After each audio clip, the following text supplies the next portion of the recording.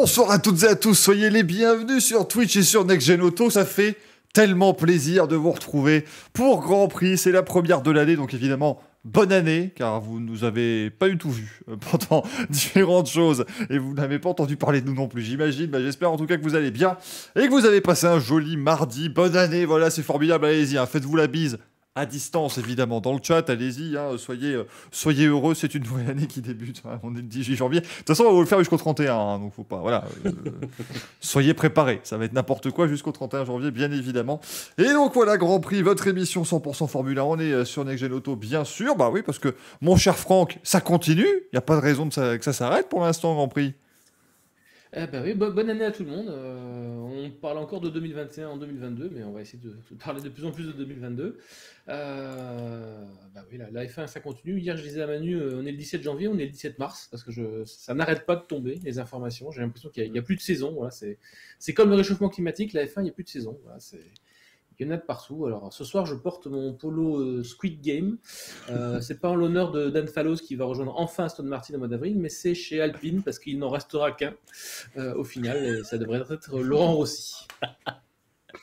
Ah mais, je suis sûr, Laurent Rossi, tu rentres dans son bureau, il y a la musique de Koh-Lanta toute la journée. Ça n'arrête pas. C'est son programme préféré.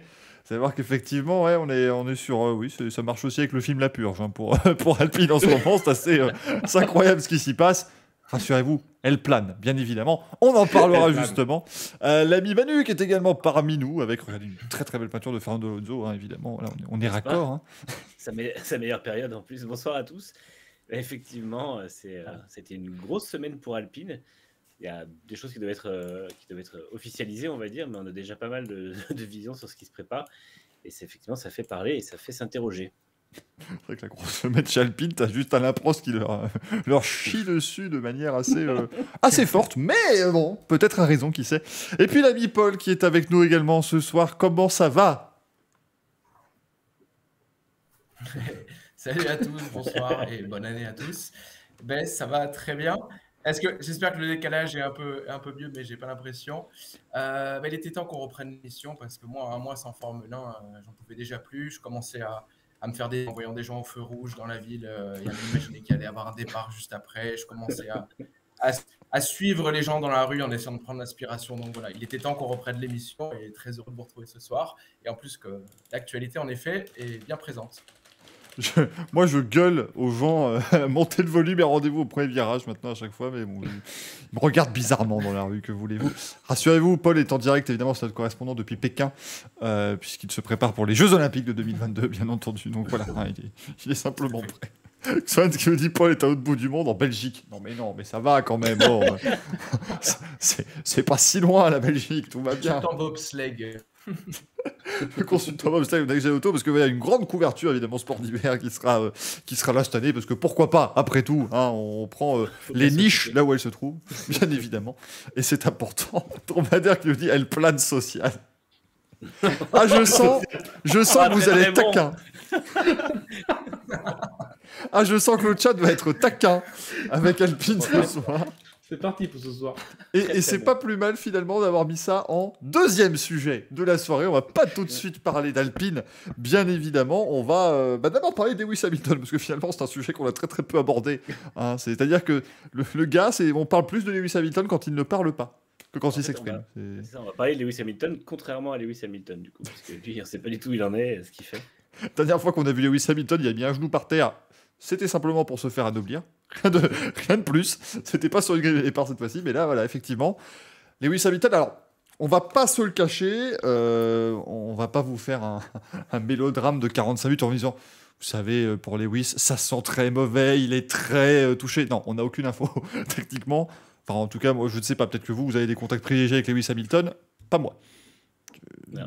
Ah, Franck qui hoche la tête, c'est pas parce que tu t'habilles comme lui que c'est ton ami proche. Non, c'est vrai, on est tous très très inquiets et effectivement on craint beaucoup pour la présence de Lewis Hamilton en Formule 1 l'année prochaine. Pardon, cette année, puisque ça y est, on est en 2022. Oui, on ne pourra pas s'y faire. Hein. Non, mais c'est du typique Lewis, voilà, c'est pas la première fois qu'il shut down tous ses réseaux sociaux comme ça. Et là, il va le faire, à mon avis, jusqu'à ce que la FIA communique le résultat de l'enquête qui est en cours. sous la pression médiatique, on va bien dire ça, puisque voilà, il y a eu des supputations sur les dates de rendu des conclusions, sur le travail en cours. Et enfin, la FIA a parlé, a donné un calendrier, donc tout le monde s'étonne un petit peu du retard que ça a pris à l'allumage, malgré les vacances de Noël, mais voilà, apparemment, voilà, les consultations ont commencé. Toto Wolff a déjà parlé en privé avec Mohamed Ben Sulayem vendredi dernier. Il y a eu une réunion aujourd'hui même avec tous les directeurs sportifs et Peter Bayer, le secrétaire général de la FIA, qui a pris la tête de la section monoplace de la FIA. Donc c'est pas du tout une mise à l'écart, comme certains ont dit, de Michael Massey et de Nicolas Tombazis, telle qu'elle serait souhaitée par Mercedes ou par d'autres. C'est simplement la réorganisation qui avait été annoncée dès l'élection de Ben Sulayem à la tête de la FIA. Donc il ne faut pas y voir plus que ça pour l'instant, même si tout le monde se dit que la position de Michael Massey est intenable. On en discutera aussi. Voilà, est-ce qu'il y a vraiment quelqu'un pour le remplacer à l'heure actuelle, à court terme, au sein de la FIA?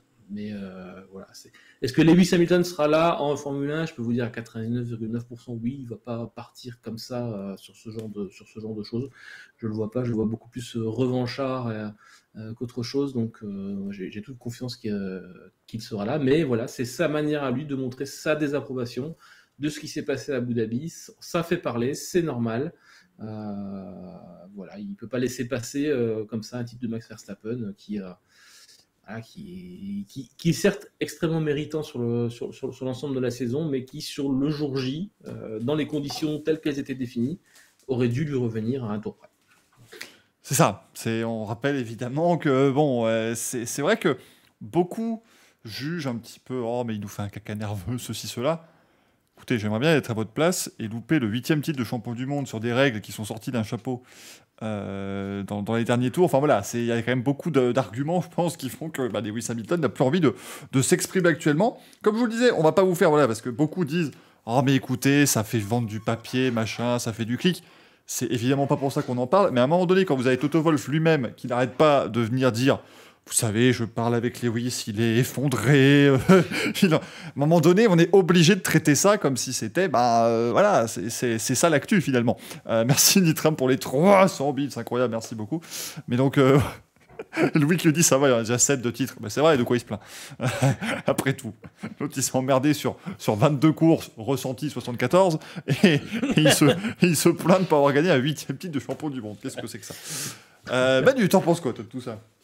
Moi, je pense effectivement qu'il y a une vraie part de son silence qui fait qu'il est en train de digérer ce qui s'est passé. Je pense vraiment qu'en tant que compétiteur, il a été marqué, il a été vraiment touché par ce qui s'est passé, parce que il a, comme tu dis, c'est vraiment une très longue saison. La bataille a été rude dès la première course, donc c'est vraiment du 28 mars au 12 décembre, ça a été non-stop. Il y a eu un mois de pause, mais je pense que pour eux, ça a été 2 jours, quoi. Ça s'est passé super vite. Et à part ça a été tout le long. C'était une bataille très rude, psychologiquement, hors piste, en piste. Politiquement, et c'est vrai que je pense que la perdre si près du but et finalement sur quelque chose qui n'est pas lié à lui ou même lié à son rival, mais juste vraiment à une décision de la direction de course, je pense que oui, c'est probablement quelque chose qui l'a touché, et plus que les autres choses ont pu le toucher, plus que la défaite de 2016 ou plus que d'autres difficultés qu'il a pu avoir dans sa carrière. Donc effectivement, je pense qu'il a besoin de se ressourcer. Je pense qu'il met vraiment la F1 de côté parce qu'à mon avis, il a besoin de penser à autre chose aussi. Ça reste quelqu'un qui a une vie, donc forcément en dehors de la F1, et en plus il a souvent vie. Il a de la famille, il a des passions, d'autres choses qu'il veut faire, donc je pense que ça lui fait du bien aussi de se ressourcer. Et à mon avis, c'est le meilleur moyen qu'on le voit revenir le mois prochain quand ils présenteront la voiture avec une détermination qu'on lui connaît. Après, ce qui se passe entre-temps et les multiples communications de Wolff, je pense que ça, c'est juste pour montrer à la FIA, effectivement, que c'est... voilà, ils ont merdé concrètement et que ça peut poser problème et que ça peut faire partir des pilotes. Mais je pense que ça n'arrivera pas. Et je pense même que l'absence de communication d'Hamilton n'est pas liée à ça ou n'est pas spécialement pour ça. Ça aide aussi, et je pense qu'effectivement, ils parlent entre eux et qu'il donne le feu vert à Wolff de communiquer dessus en faisant des espèces de menaces. Et je pense qu'au fond, de toute façon, dernier point pour moi, le plus important, c'est que je ne vois pas abandonner Mercedes à un mois du shakedown de la voiture, parce que ça dans un mois aujourd'hui. Donc ce serait à moins d'un mois en fait, et je le vois pas faire ça à l'équipe qui derrière devrait trouver un remplaçant et qui aurait forcément un accès au marché très limité et pas forcément un pilote qui serait aussi bon que Hamilton. Et s'ils l'avaient déjà annoncé en interne? Et s'ils avaient engagé Alonso pour le remplacer? Et si toute cette purge chez Alpine n'était pas dit? C'était ça, le plan, alors. Et voilà. Si. Le plan, c'est d'avoir la meilleure bagnole, tout simplement.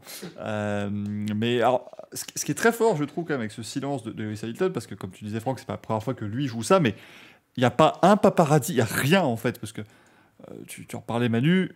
En général, Lewis Hamilton, voilà, les paparazzis le suivent quand même assez fortement et on sait toujours ce qu'il fait, même si lui ne communique pas forcément dessus. Là, c'est vraiment, Paul, silence radio total.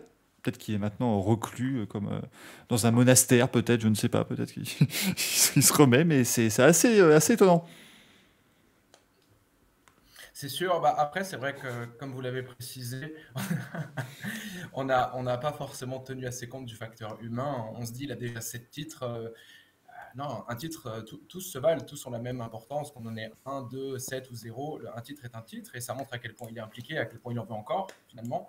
Le fait que, voilà, il ait eu ceci pour moi, parce que ça veut dire qu'il est en train de dire, je reviendrai en gros, mais peut-être un petit changement à la tête de la FIA. Moi, je ne pense pas qu'ils mettent une pression directe. Je n'y crois pas du tout non plus. Je suis moi-même persuadé comme vous qu'il va revenir et que tout ça, c'est aussi pour faire parler un peu. Malgré tout, c'est vrai que finalement, chaque intersaison, maintenant, on va avoir droit au chapitre Lewis Hamilton. L'année dernière, finalement, il avait signé son contrat très tard. Là, il a prolongé jusqu'en 2023, mais on se demande s'il va revenir. Mais il sera là. Et pour rejoindre ce que tu as dit, Manu, c'est vrai que je ne le vois pas lâcher l'équipe à un mois de saison. En plus, on n'est pas du tout sur le scénario de Rosberg qui partait en pleine gloire. Hamilton, je pense en plus qu'il n'aura aucune envie de partir comme ça sur une fin qui n'est pas digne de son palmarès, tout simplement, et qu'il se ressource tranquillement et qu'il reviendra plus fort que jamais. Peut-être qu'il n'aura pas tout... peut-être qu'il ne sera pas satisfait avec tous les changements qu'il y aura à la FIA, s'il y en a. En tout cas, lui, c'est sûr, il sera là parce qu'il aura envie de partir pour le 8e, c'est sûr. Bah, on lui souhaite, hein, vraiment. J'espère pour lui quand même qu'il a envie d'y retourner. Mais voilà, après, maintenant, il a tout à fait le cas. Ditra me dit dans le chat, le vrai débat ne serait-il pas Lewis Hamilton pour ou contre? C'est vrai. Pour ou contre, vrai ou faux? Comme ci, comme ça. C'est à vous de déterminer, bien évidemment. Ou Juan nous le dit, évidemment. Lewis ou Hamilton. À moins que ce soit déjà décidé en interne et que Stoffel soit en train de bouler son paquet en ce moment même. Alors, ce cher Stoffel, je conseillerais de faire vite parce que c'est-à-dire qu'il doit s'envoler pour l'Arabie Saoudite dans une semaine. Il y a une saison de Formule 2 qui commence, donc autant Hamilton, il irait les planter un mois avant la présentation. Van Dorn, ce serait encore plus proche du début de sa saison, très clairement. Alors, Borkowski qui nous demande la photo postée hier sur le compte de Mercedes où on voyait Hamilton entrer dans sa monoplace, c'était une photo actuelle ou un ancien cliché? Ancien. Ancien, c'est dans le garage. Voilà, donc c'est simple. De toute façon, si ça avait été. Vous vous doutez bien que si ça avait été une image de Hamilton qui boule son paquet aujourd'hui ou hier, ça aurait fait des gros titres. Il y a juste eu une image où on a vu parler en vidéo avec les cheveux courts et je pense que ça a été tourné après la saison. Donc j'imagine que ça date de courant d'hiver, mais après, il n'y a pas plus d'informations de ça. Donc, encore une fois, il communique avec lui, il communique sur lui. Je pense qu'il n'y a vraiment pas de problème pour qu'il soit là. C'est juste, je pense qu'il y a vraiment beaucoup une retraite des médias. Encore une fois, quand tu passes 9 mois de l'année vraiment sous le feu des projecteurs, je pense que les 3 mois qui restent, surtout quand c'est aussi malsain parfois, tu as besoin de... Enfin, en plus, c'est même pas 3 mois au final, parce que déjà dans un mois, ils sont de retour. Je veux dire, les présentations de F1 prendront 2 mois pile quasiment après la fin de saison. Donc... je pense qu'ils ont besoin du peu de temps qu'ils ont tranquille pour se ressourcer. Et moi, j'y vois pas de problème. Après, c'est sûr que vu la fin de saison, ça fait parler forcément. Ce qui est normal. Hein, alors, ok, ça peut avoir office de teasing. Vous dites oui, ça peut. Effectivement, ça me paraîtrait fou qu'ils communiquent avec Lewis Hamilton pour finalement annoncer qu'il reste pas. Mais après, ça se trouve, la décision n'est pas prise, hein, Franck. Je crois que nous avons un truc extraordinaire. Ça a frisé. Allô la régie.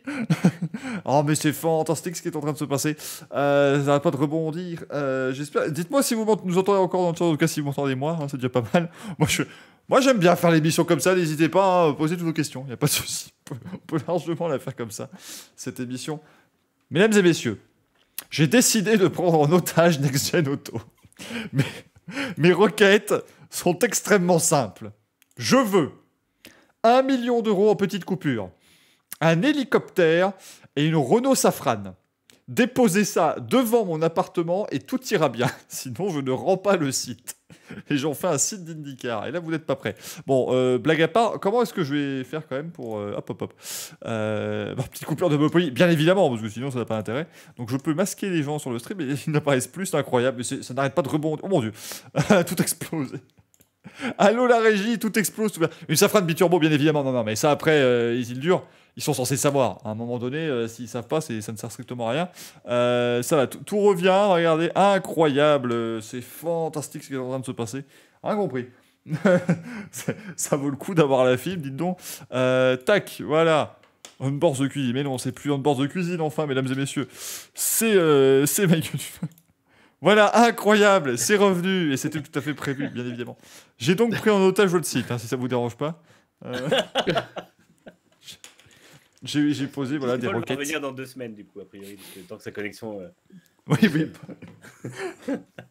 Paul, ça se trouve, il est encore en train de parler, il dit « Ah, il y a plus d'écart qu'avant. Ah là là, le décalage a augmenté. » Vraiment, on t'avait perdu, on s'entendait encore tous les trois, mais on t'avait perdu, cher Michael. Ah bah rassure-toi, pour les gens sur le live, ils ne m'entendaient plus que moi. Et vous étiez tout bloqué, tout frisé, mais rassurez-vous. Nous avons devisé gaiement, voilà. Tout le monde est de retour, c'est fantastique. Si ça pouvait éviter d'arriver 8 fois dans l'émission, ça m'arrangerait. J'ai tout entendu, hein. Merde. Moi qui pensais que nous allions être discrets. Zut alors. On reviendra que quand Lewis reviendra, donc c'est sûr. Voilà. Alors, pourquoi est-ce qu'on est là à faire des émissions alors que lui ne prend même pas le temps d'être présent. Donc voilà, moi je suis tout à fait d'accord. Jack Bozo qui vous demande un Hamilton plus agressif en 2022. Plus perfectionniste, je pense. Je pense qu'il va revenir avec cette espèce de gap qu'il avait eu fin 2016 quand il se fait battre par Rosberg, où il est revenu en 2017, il a broyé la concurrence, et je pense qu'il va revenir dans cet état d'esprit. Après, on est sur une saison trop indécise pour dire il va y arriver, ce sera facile, mais parce qu'il y a quand même Verstappen, Red Bull en face, puis d'autres équipes potentiellement. Mais oui, dans l'idée, je pense que c'est l'état d'esprit avec lequel il va revenir. Ça dépendra vraiment de la voiture, ça dépendra aussi des clarifications que la FIA va faire avec les pilotes, parce qu'il y a aussi une réunion avec les pilotes sur la conduite en piste, l'attaque, la défense, parce qu'il y a quand même pas mal de points qui ont été soulevés par pas mal de pilotes sur ce qui est autorisé ou pas autorisé en piste, notamment les dive bombs de Verstappen et sa manière d'envoyer un petit peu les gens en dehors de la piste sur chaque manœuvre. Voilà, si les monoplaces sont de nouveau très proches, ce qu'on souhaite tous, et on prie pour ça en 2022, ça aura aussi effectivement son rôle à jouer. Et maintenant, si la FIA dit c'est du Let's Them Race, je peux vous garantir que Hamilton ne se sera pas faire comme il s'est parfois laissé faire en 2021. C'est certain. Il va venir, ça va être trop de rage. Ça va être merveilleux. Prendre un Nunchaku, penser des coups aux autres, ça va être fantastique à regarder. Ça va être absolument génial. Non, mais c'est vrai que ça fait partie de ces petites choses, effectivement, qu'il va falloir surveiller, parce que voilà, si vous mettez des voitures et que vous les faites se battre en peloton et que vous dites que les voitures sont faites pour justement se battre plus facilement, si ça devient la foire absolue, ouais. Vu déjà à quel point ça a gueulé en 2021. Je crains quand même que si les monoplaces arrivent à se suivre de trop près, que Verstappen touche l'aileron d'Hamilton et qu'il se prenne 50 000 € à chaque fois quand même. Il va sortir sa main. Ça va coûter cher. Non, là, avec les budgets capés en plus, ça va être très compliqué. Nitram qui vous dit on ne peut pas prédire le classement de cette saison sauf pour As. Ça, je sens évidemment, mais encore que c'est pas sûr, mais je sens que ça va être le retour du fameux même qui va être le classement officiel des trucs. 1, on ne peut pas, et ainsi prédire, machin, 10, As. Ça, on sait que voilà, ça va être le grand retour de ce genre de petites choses. Franchement, c'est quand même Resta qui conçoit la A5 de cette année. Donc, ouais. Et puis, Paul dit de son prénom. Paul dit soutien de Ferrari et puis grande. Enfin, je pense que la hiérarchie du début d'année, dans tous les cas, sera pas celle de la fin d'année. Donc, à mon avis, il y a pas mal de choses qui vont changer. Et c'est vrai que je vois pas As passer la saison dans le fond de peloton comme les 2-3 dernières années. Bon, on leur souhaite évidemment, parce que bon, c'est sûr que c'est pas simple pour une équipe quand on reste perpétuellement comme ça en fond de grille. Du coup, on vous parle évidemment ici de Lewis Hamilton, puisque on va pas dire que son retour, entre guillemets, est conditionné au résultat de cette enquête de la FIA, mais en tout cas, on imagine que si communication il va peut-être le faire plutôt dans ce timing-là. Qu'est-ce qu'on pense, messieurs, justement, de cette enquête interne? Voilà, donc en gros, on est là sur un fait qui est quand même assez, on va dire, inédit par l'ampleur que ça prend, puisque donc la FIA mène une enquête sur les événements d'Abu Dhabi pour voir qu'est-ce qui a été mal fait, si des choses ont été mal faites, qu'est-ce qui pourrait être amélioré, voilà, pour un petit peu remettre à plat les choses pouvant aller de tout a été formidable, bravo, à Michael Maisie n'est plus là, on a tout changé, on change toute la disposition du truc, voilà, ça à mon avis, c'est dans ce genre de choses-là. Paul, qu'est-ce que toi, ça t'inspire de voir cette enquête qui se lance? Bah, au moins, on aura une première forme de réponse. Après, il faudra voir si, comment dire, la FIA ne va pas aller juste s'aborder elle-même et à dire on a fait n'importe quoi, il met ça. Donc, j'ai la sensation, allez, et c'est à souhaiter des améliorations pour le futur, peut-être des conclusions prises pour les futurs règlements, afin d'éviter qu'il y ait les mêmes erreurs qui se répètent, ou en tout cas que le règlement soit clairement appliqué. Maintenant, par rapport à cette enquête, j'imagine pas non plus qu'on va avoir une annonce spectaculaire ou quoi que ce soit. Je crois que ça va être simplement des tentatives d'amélioration pour la suite. Voilà. Et si, parce que vu que la FIA veut faire un espèce de grand lancement à Bahreïn avec les essais, avec les présentations de voitures, enfin faire un beau spectacle, et si finalement il n'y aurait pas les 10 monoplaces couvertes d'une bâche et le directeur de course et c'est le clou du spectacle, hop, on retire et on voit qui c'est, Fantomas évidemment. Ah mais c'est vrai que je pense qu'ils vont peut-être potentiellement changer l'organigramme de manière à ce que le directeur de course ne s'occupe que de la course, alors que ce soit Maisie ou un autre, et puis qu'à ce moment-là, laisser peut-être Maisie sur un autre rôle si jamais il n'est plus directeur de course. Il faut quand même qu'ils prennent des décisions. Moi, je ne peux pas croire qu'il y aura une issue de type non, mais tout s'est bien passé, il n'y a eu aucune erreur de commise. Pas après que tout le monde a dit quasiment qu'il y avait une erreur de commise. En fait, ils ne peuvent pas s'inscrire à contre-courant de ça, en fait, et aller dire non, nous, on n'a rien fait de mal, c'est vous qui avez mal compris, quoi. Donc, ils seront obligés à un moment ou à un autre de soit. Alors, ils peuvent faire des gestes forts, comme tu dis, et puis virer les responsables, mais ça serait un peu désigner un bouc émissaire et faire semblant que le système n'a pas de problème. Soit justement dire voilà, le système effectivement a des problèmes. Et Ben Sulayem, qui semble vouloir être assez interventionniste sur la F1, peut dire voilà, moi j'ai mis en place des choses avec mes commissions, avec Peter Bayer notamment, qui est le responsable monoplace, et maintenant, qui est le secrétaire général du sport auto aussi, du moins, et maintenant responsable monoplace, à dire en fait, on a vu ce qu'on doit faire et on va donc modifier des règles. Ça, ce sera ce qui sera communiqué dans un second temps, et dans un premier temps, on modifie la manière en fait dont opère la direction de course et la manière dont opère la Formule 1 en elle-même. Pour à la fois ne pas trop solliciter le directeur de course et qu'il soit concentré sur ce qu'il a à faire, qu'il n'ait pas à aller homologuer un circuit entre deux courses, qu'il n'ait pas à voir des choses sur la sécurité des circuits ou des trucs comme ça, qui finalement doivent forcément être énergivores et empêcher Maisie ou son remplaçant ou sa remplaçante d'être au niveau, quoi. Ouais. C'est hyper complexe pour la FIA. Alors, il y a quelque chose à mettre au crédit de Maisie sur cette action particulière d'Abu Dhabi, c'est qu'il avait les deux directeurs d'équipe dans les oreilles. Dans un moment de tension qui était absolument énorme. Et tout le monde est d'accord pour dire que ça ne doit plus arriver. Donc, à mon avis, c'est rupture du faisceau de communication entre le directeur de course et la direction des équipes. Parce que voilà, vous imaginez, c'était l'analogie que faisait Martin Brundle, que je trouvais extrêmement juste. S'il y a un entraîneur de foot aller directement sur le terrain, crier dans l'oreille de l'arbitre ce qu'il doit faire, quelle décision il doit prendre, pourquoi ci, pourquoi ça. Non, je crois qu'on a trop laissé de pouvoir aux équipes, et c'est d'ailleurs ce que Zak Brown a dit cette semaine dans une chronique. On a trop laissé de pouvoir aux équipes et aux top teams de pouvoir justement se mêler de ce genre de choses. Donc, il faut que la FIA réussisse à reprendre son droit là-dessus, constater qu'effectivement Michael Maisie a failli sur certaines procédures, même si au final l'article 15.3 lui permettait de relancer la course comme il le voulait sous safety car. Donc réglementairement parlant, techniquement il n'y a pas de faute commise de sa part. Maintenant, c'était pas le final attendu. Et le fait de vouloir absolument terminer la course pas sous safety car, mais donc pour rouler, je pense que c'est effectivement à mettre à son crédit. Malheureusement, tout le monde a vu que lorsque Verstappen a changé de pneu, si la course était relancée, tout allait basculer. Donc, il n'y avait même pas besoin d'attendre ce redépart pour savoir que ça allait basculer. Alors, qu'est-ce que la FIA peut faire ? La FIA peut effectivement faire, comme dit Manu, isoler le directeur de course. Alors peut-être pas lui enlever d'autres tâches telles que l'homologation des circuits, genre de choses, il y a quand même besoin d'un responsable derrière, mais au moins pendant un week-end de course qui ne se concentre que sur la course et qu'il ait plus d'interaction avec les directeurs d'équipe qu'il y ait d'autres personnes pour l'épauler. Des conseils sur la voiture de sécurité, des conseils sur chaque phase, voilà, qu'il y ait un panel peut-être de sous-directeurs de course qui puissent effectivement le conseiller en temps réel sur ce qu'il peut faire, sur ce qu'il a le droit de faire, sur ce qu'il ne devrait pas faire. Et ça, pour moi, ça me paraît extrêmement important. Voilà, c'est qu'il faut qu'on renforce ça. C'est qu'on renforce effectivement l'application des règlements et qu'on ne soit plus pollué par les messages, voilà, des directeurs d'équipe. Ouais, c'est comme pareil, les directeurs d'équipe qui vont voir les commissaires sportifs à Silverstone en plein milieu du Grand Prix directement pour aller prêcher leur paroisse. Non, je suis désolé, vous ne voyez ça dans aucun sport, quoi. Alors certes, la Formule 1 s'est fait de beaucoup d'argent, de grandes marques qui investissent des millions, des milliards sur 5-10 ans.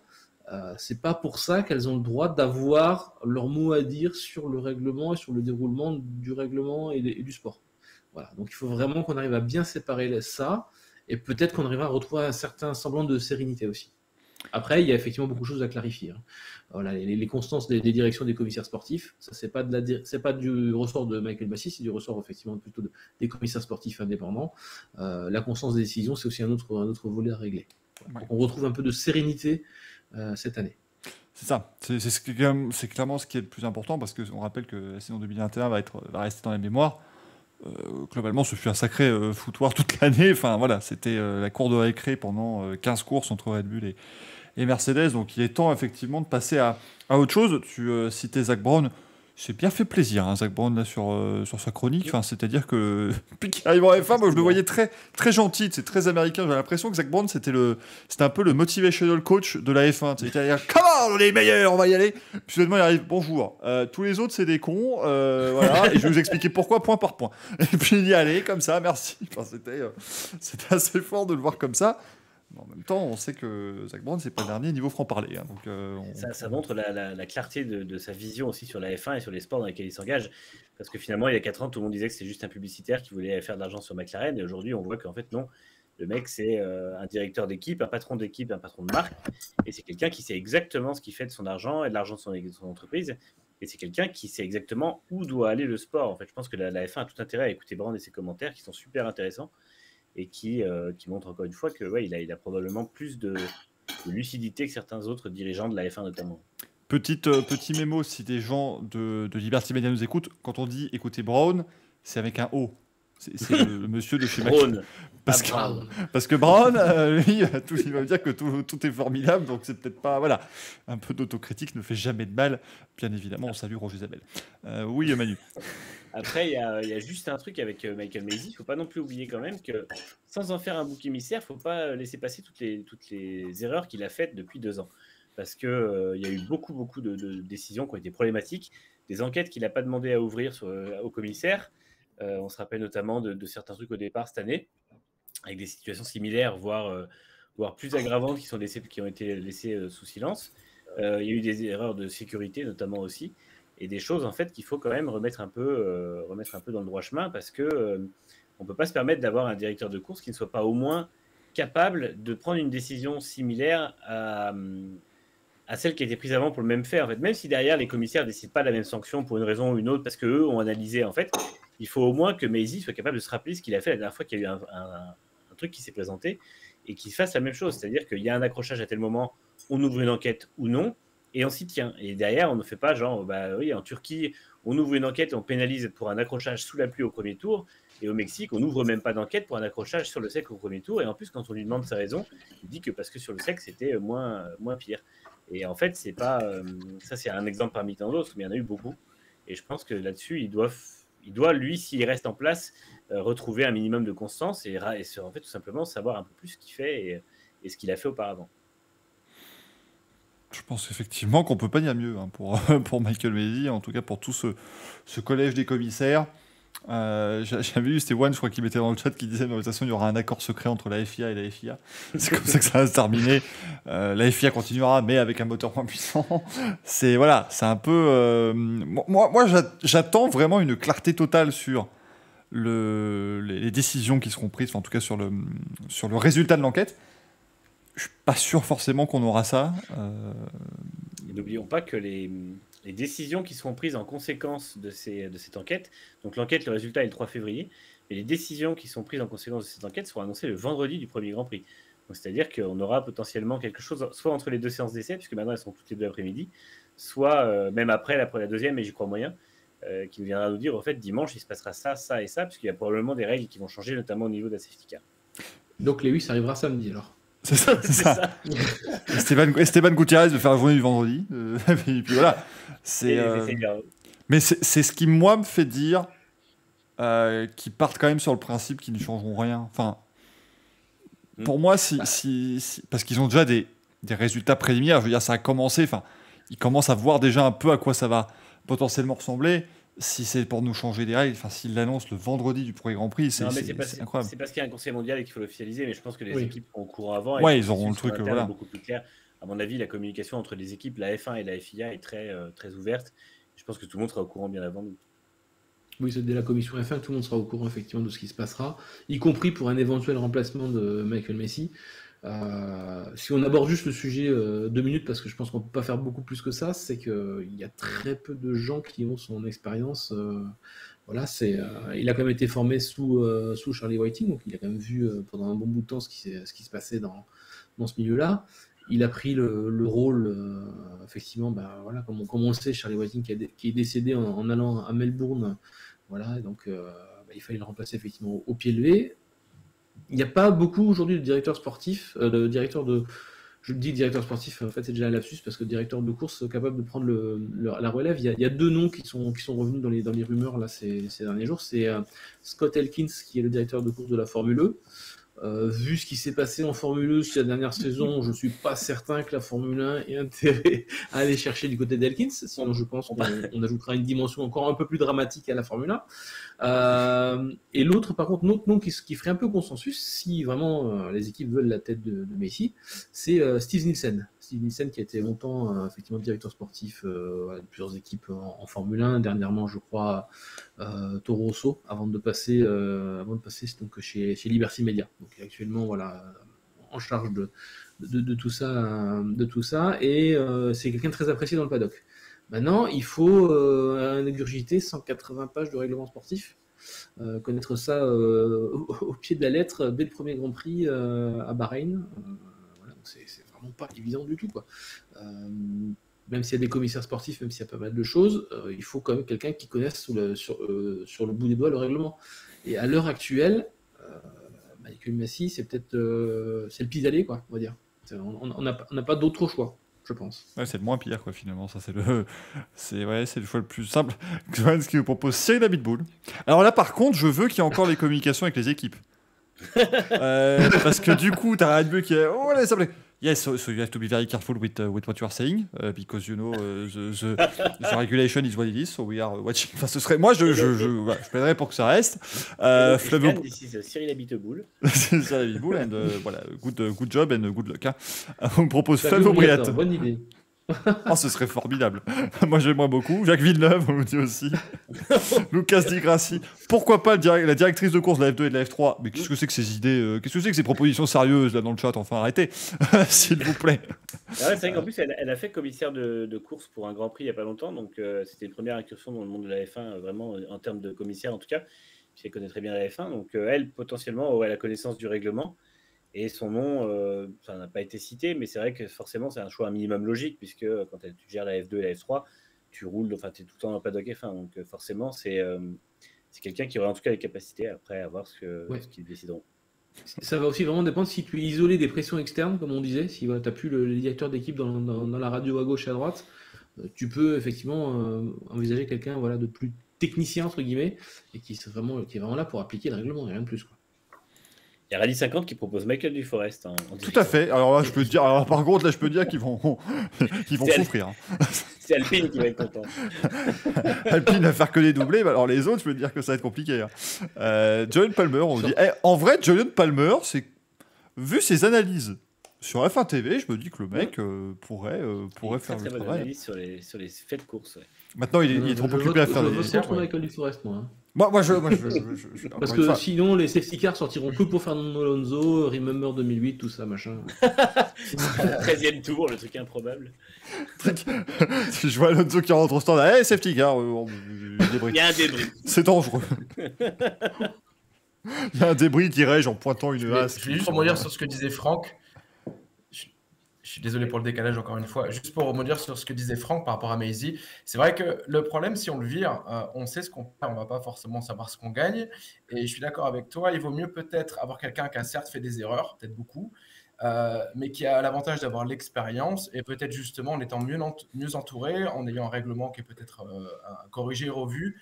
Peut-être que finalement c'est la solution. Après, il faudra qu'il ait l'air un peu moins seul parce que c'est ça le problème avec Maisie. On a l'impression qu'il est seul contre le reste du monde à chaque fois. Il faudrait peut-être voir si on peut pas mieux l'entourer et son expérience, qui sait, en fera peut-être un bon directeur de course à l'avenir. Sait-on jamais. Hervé Rallycross nous dit Hamilton va revenir en directeur de course.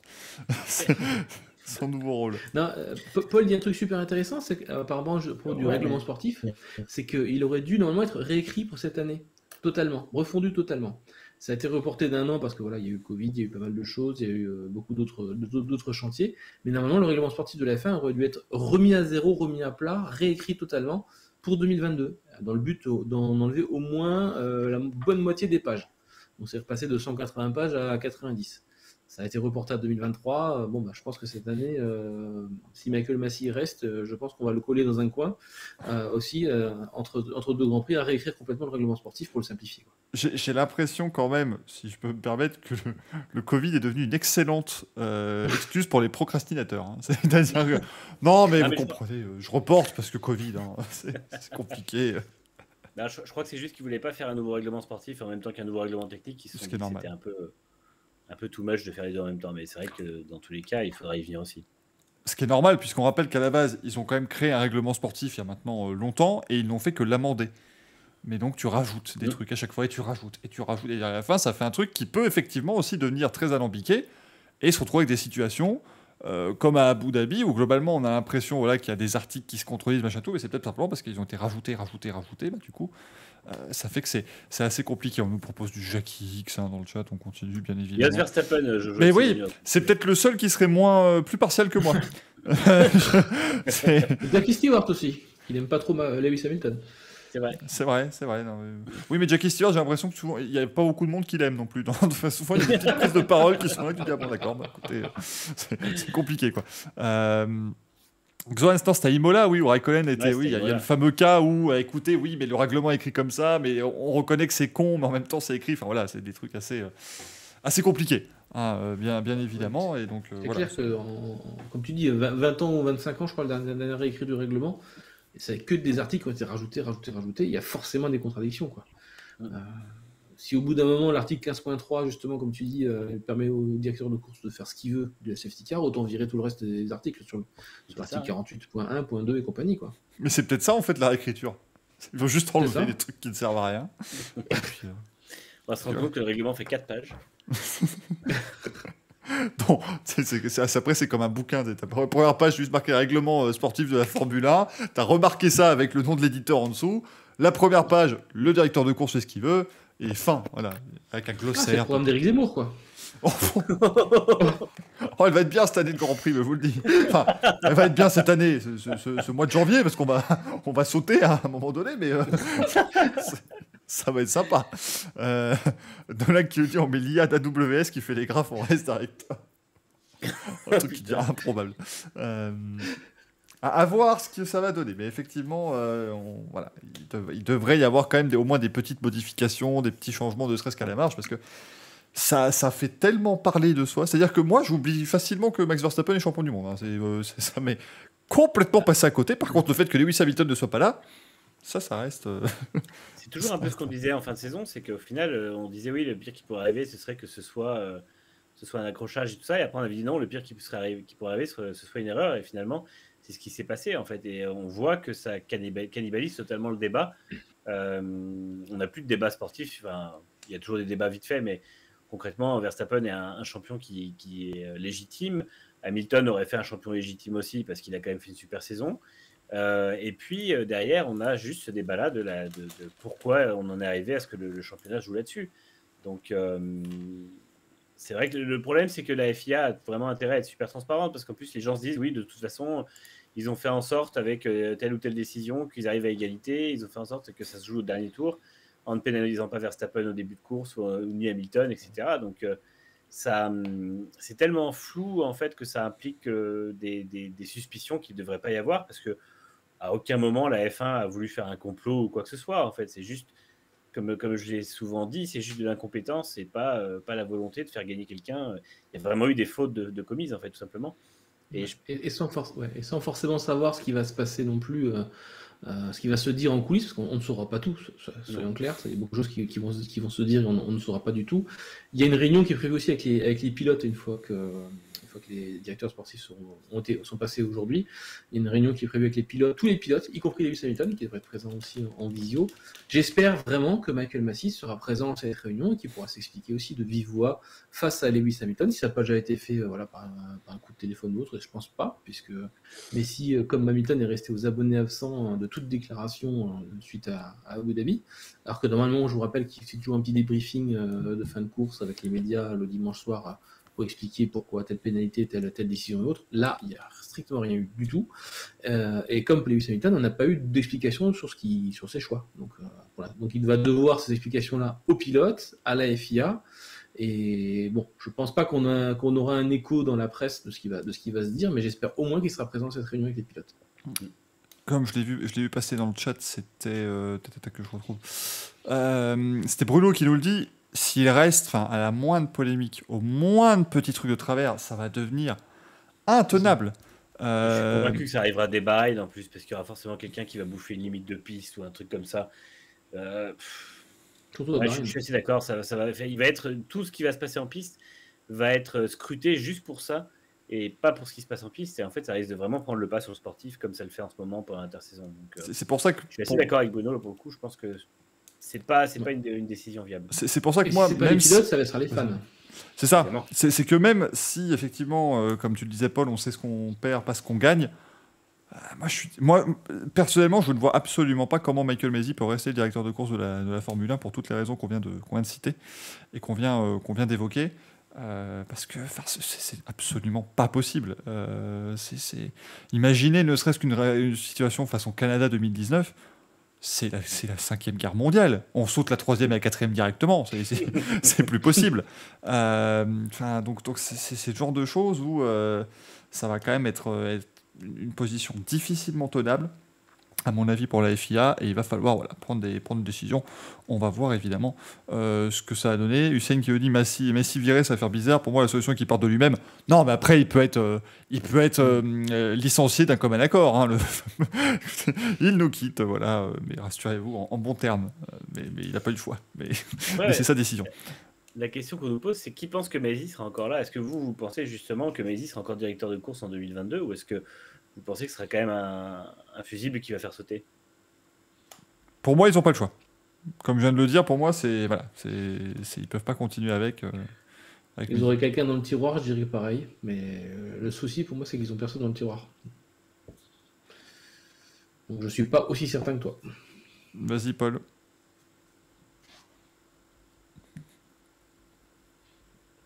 Salut les gens qui nous écoutent en podcast. Alors, Paul, ce qui est merveilleux maintenant, c'est qu'on a l'image, mais on t'entend plus.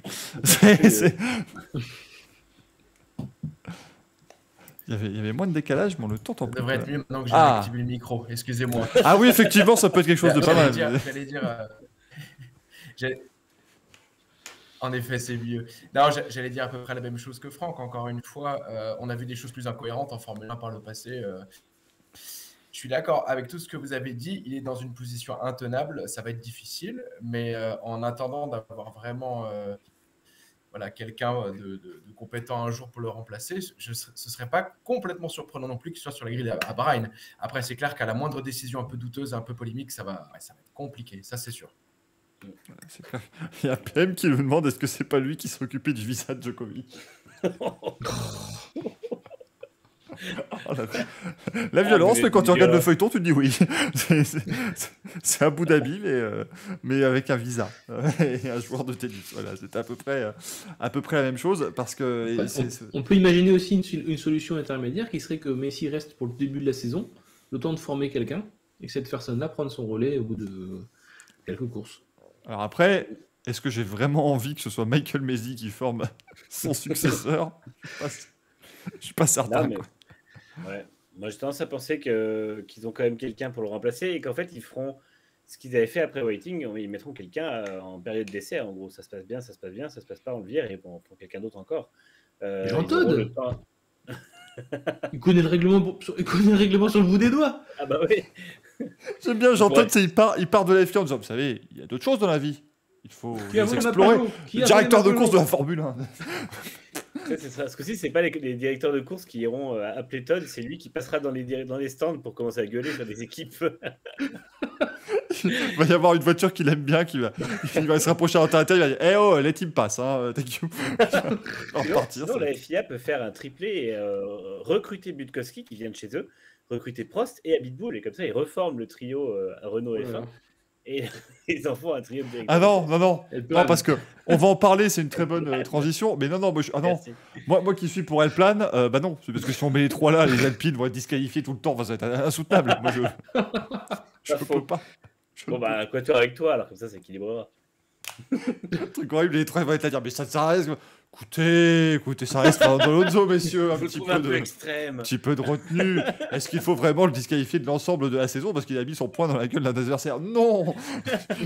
Il faut le féliciter, ça va faire Drive to Survive. Enfin, arrêtez. Il faut essayer d'être un petit peu plus calme dans ce genre de choses. Bah justement, ça tombe bien parce qu'on va. Sauf si tu as quelque chose à rajouter, Manu.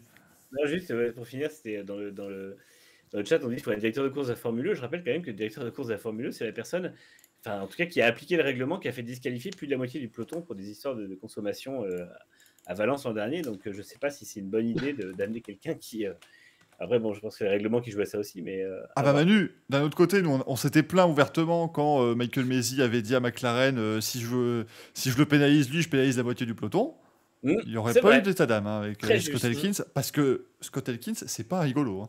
On l'a souvent vu, quand il prend la décision elle est comme ça, c'est pas gris, c'est blanc ou noir, et tu te tais. Donc, Demandez à Pascal Verlaine qui a dû perdre 14 podiums, 3 victoires et 2 pôles à cause de lui, je pense, mais effectivement. Bon, après aussi, le pauvre, il se retrouve avec des situations comme Mercedes qui arrive avec les mauvais codes barres. Voilà, donc c'est tout de suite, voilà, c'est pas le même, c'est pas le même Ouais, délire. c'est pas le même professionnalisme non plus. C'est un petit peu autre chose. Mais du coup, on va passer à la suite parce que bon, là, autant vous dire que bon, c'est fantastique ce qui est en train de se passer puisque c'est un petit peu le bazar chez Alpine. Semble-t-il. Moi, voilà, il semblerait, puisque donc on a annoncé le départ de Marcin Budkowski récemment et Alain Prost a appris via les médias qu'il n'allait donc pas continuer chez Alpine non plus. En tout cas, il avait dit qu'Alpine aurait dû communiquer, mais finalement, ce sont les médias qui l'ont appris. J'avais vu ça sur les réseaux sociaux. Bravo à David Ebrivio, qui passe entre les mailles du filet, lui, mais alors dans la détente la plus totale. Parce que... Pour l'instant. Non, mais je pense que Laurent Rossi n'est pas encore au courant que Brivio travaille pour lui. C'est personne. C'est qui l'italien là? Attendez, parce Ouais, que je veux quelqu'un. Attendez, parce que je viens de passer les bureaux, là. Il y a une Suzuki au mur, là. C'est quoi, ce truc, là? Qu'est-ce que ça fait, là? Je comprends pas. Il y a un portrait Mais c'est taillé. pas Valentino Rossi, c'est Laurent Rossi. Laurent Je me suis trompé.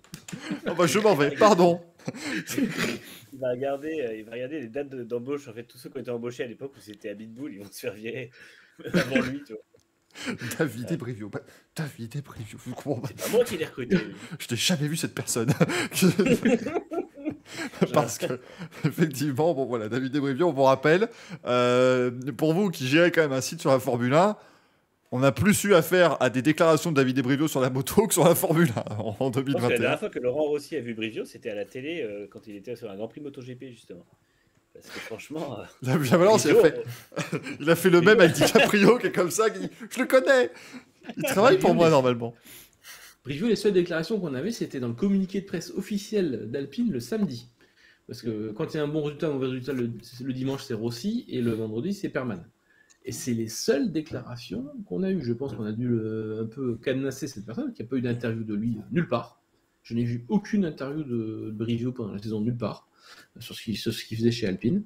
C'est effectivement c'est le fantôme. Donc pour l'instant il passe à travers les mailles du filet, mais bon, il aurait dû avoir une communication officielle, puisque d'après Alain Prost, il aurait dû y avoir une communication qui devrait sortir, je ne sais pas quand, sur la réorganisation d'Alpine. Donc Est-ce que Brivio fera partie de la charrette aussi ou pas? Je sais pas. Pour l'instant, il doit se tenir à carreau dans un coin, prier pour que les bouts passent à côté. Parce que voilà, s'il est reparti du MotoGP pour arriver en F1, j'ai dû demander où est-ce que je suis tombé? Où est-ce que je suis tombé? Qu'est-ce que j'ai fait? Mamma mia, qu'est-ce que j'ai fait? Et voilà. Et non, c'est vrai que c'était annoncé comme The recrutement, et finalement, on l'a pas entendu de l'année, quoi. Eh Ce que oui, j'allais dire, c'est qu'ils l'ont recruté en février comme la méga star. Genre, ce serait notre directeur. C'est le mec qui fait gagner Suzuki en MotoGP. Il sait comment faire pour faire évoluer un programme et tout ça. Et 2 semaines plus tard, il y a eu la présentation de la 521. Et en fait, c'est Rossi qui a pris la parole.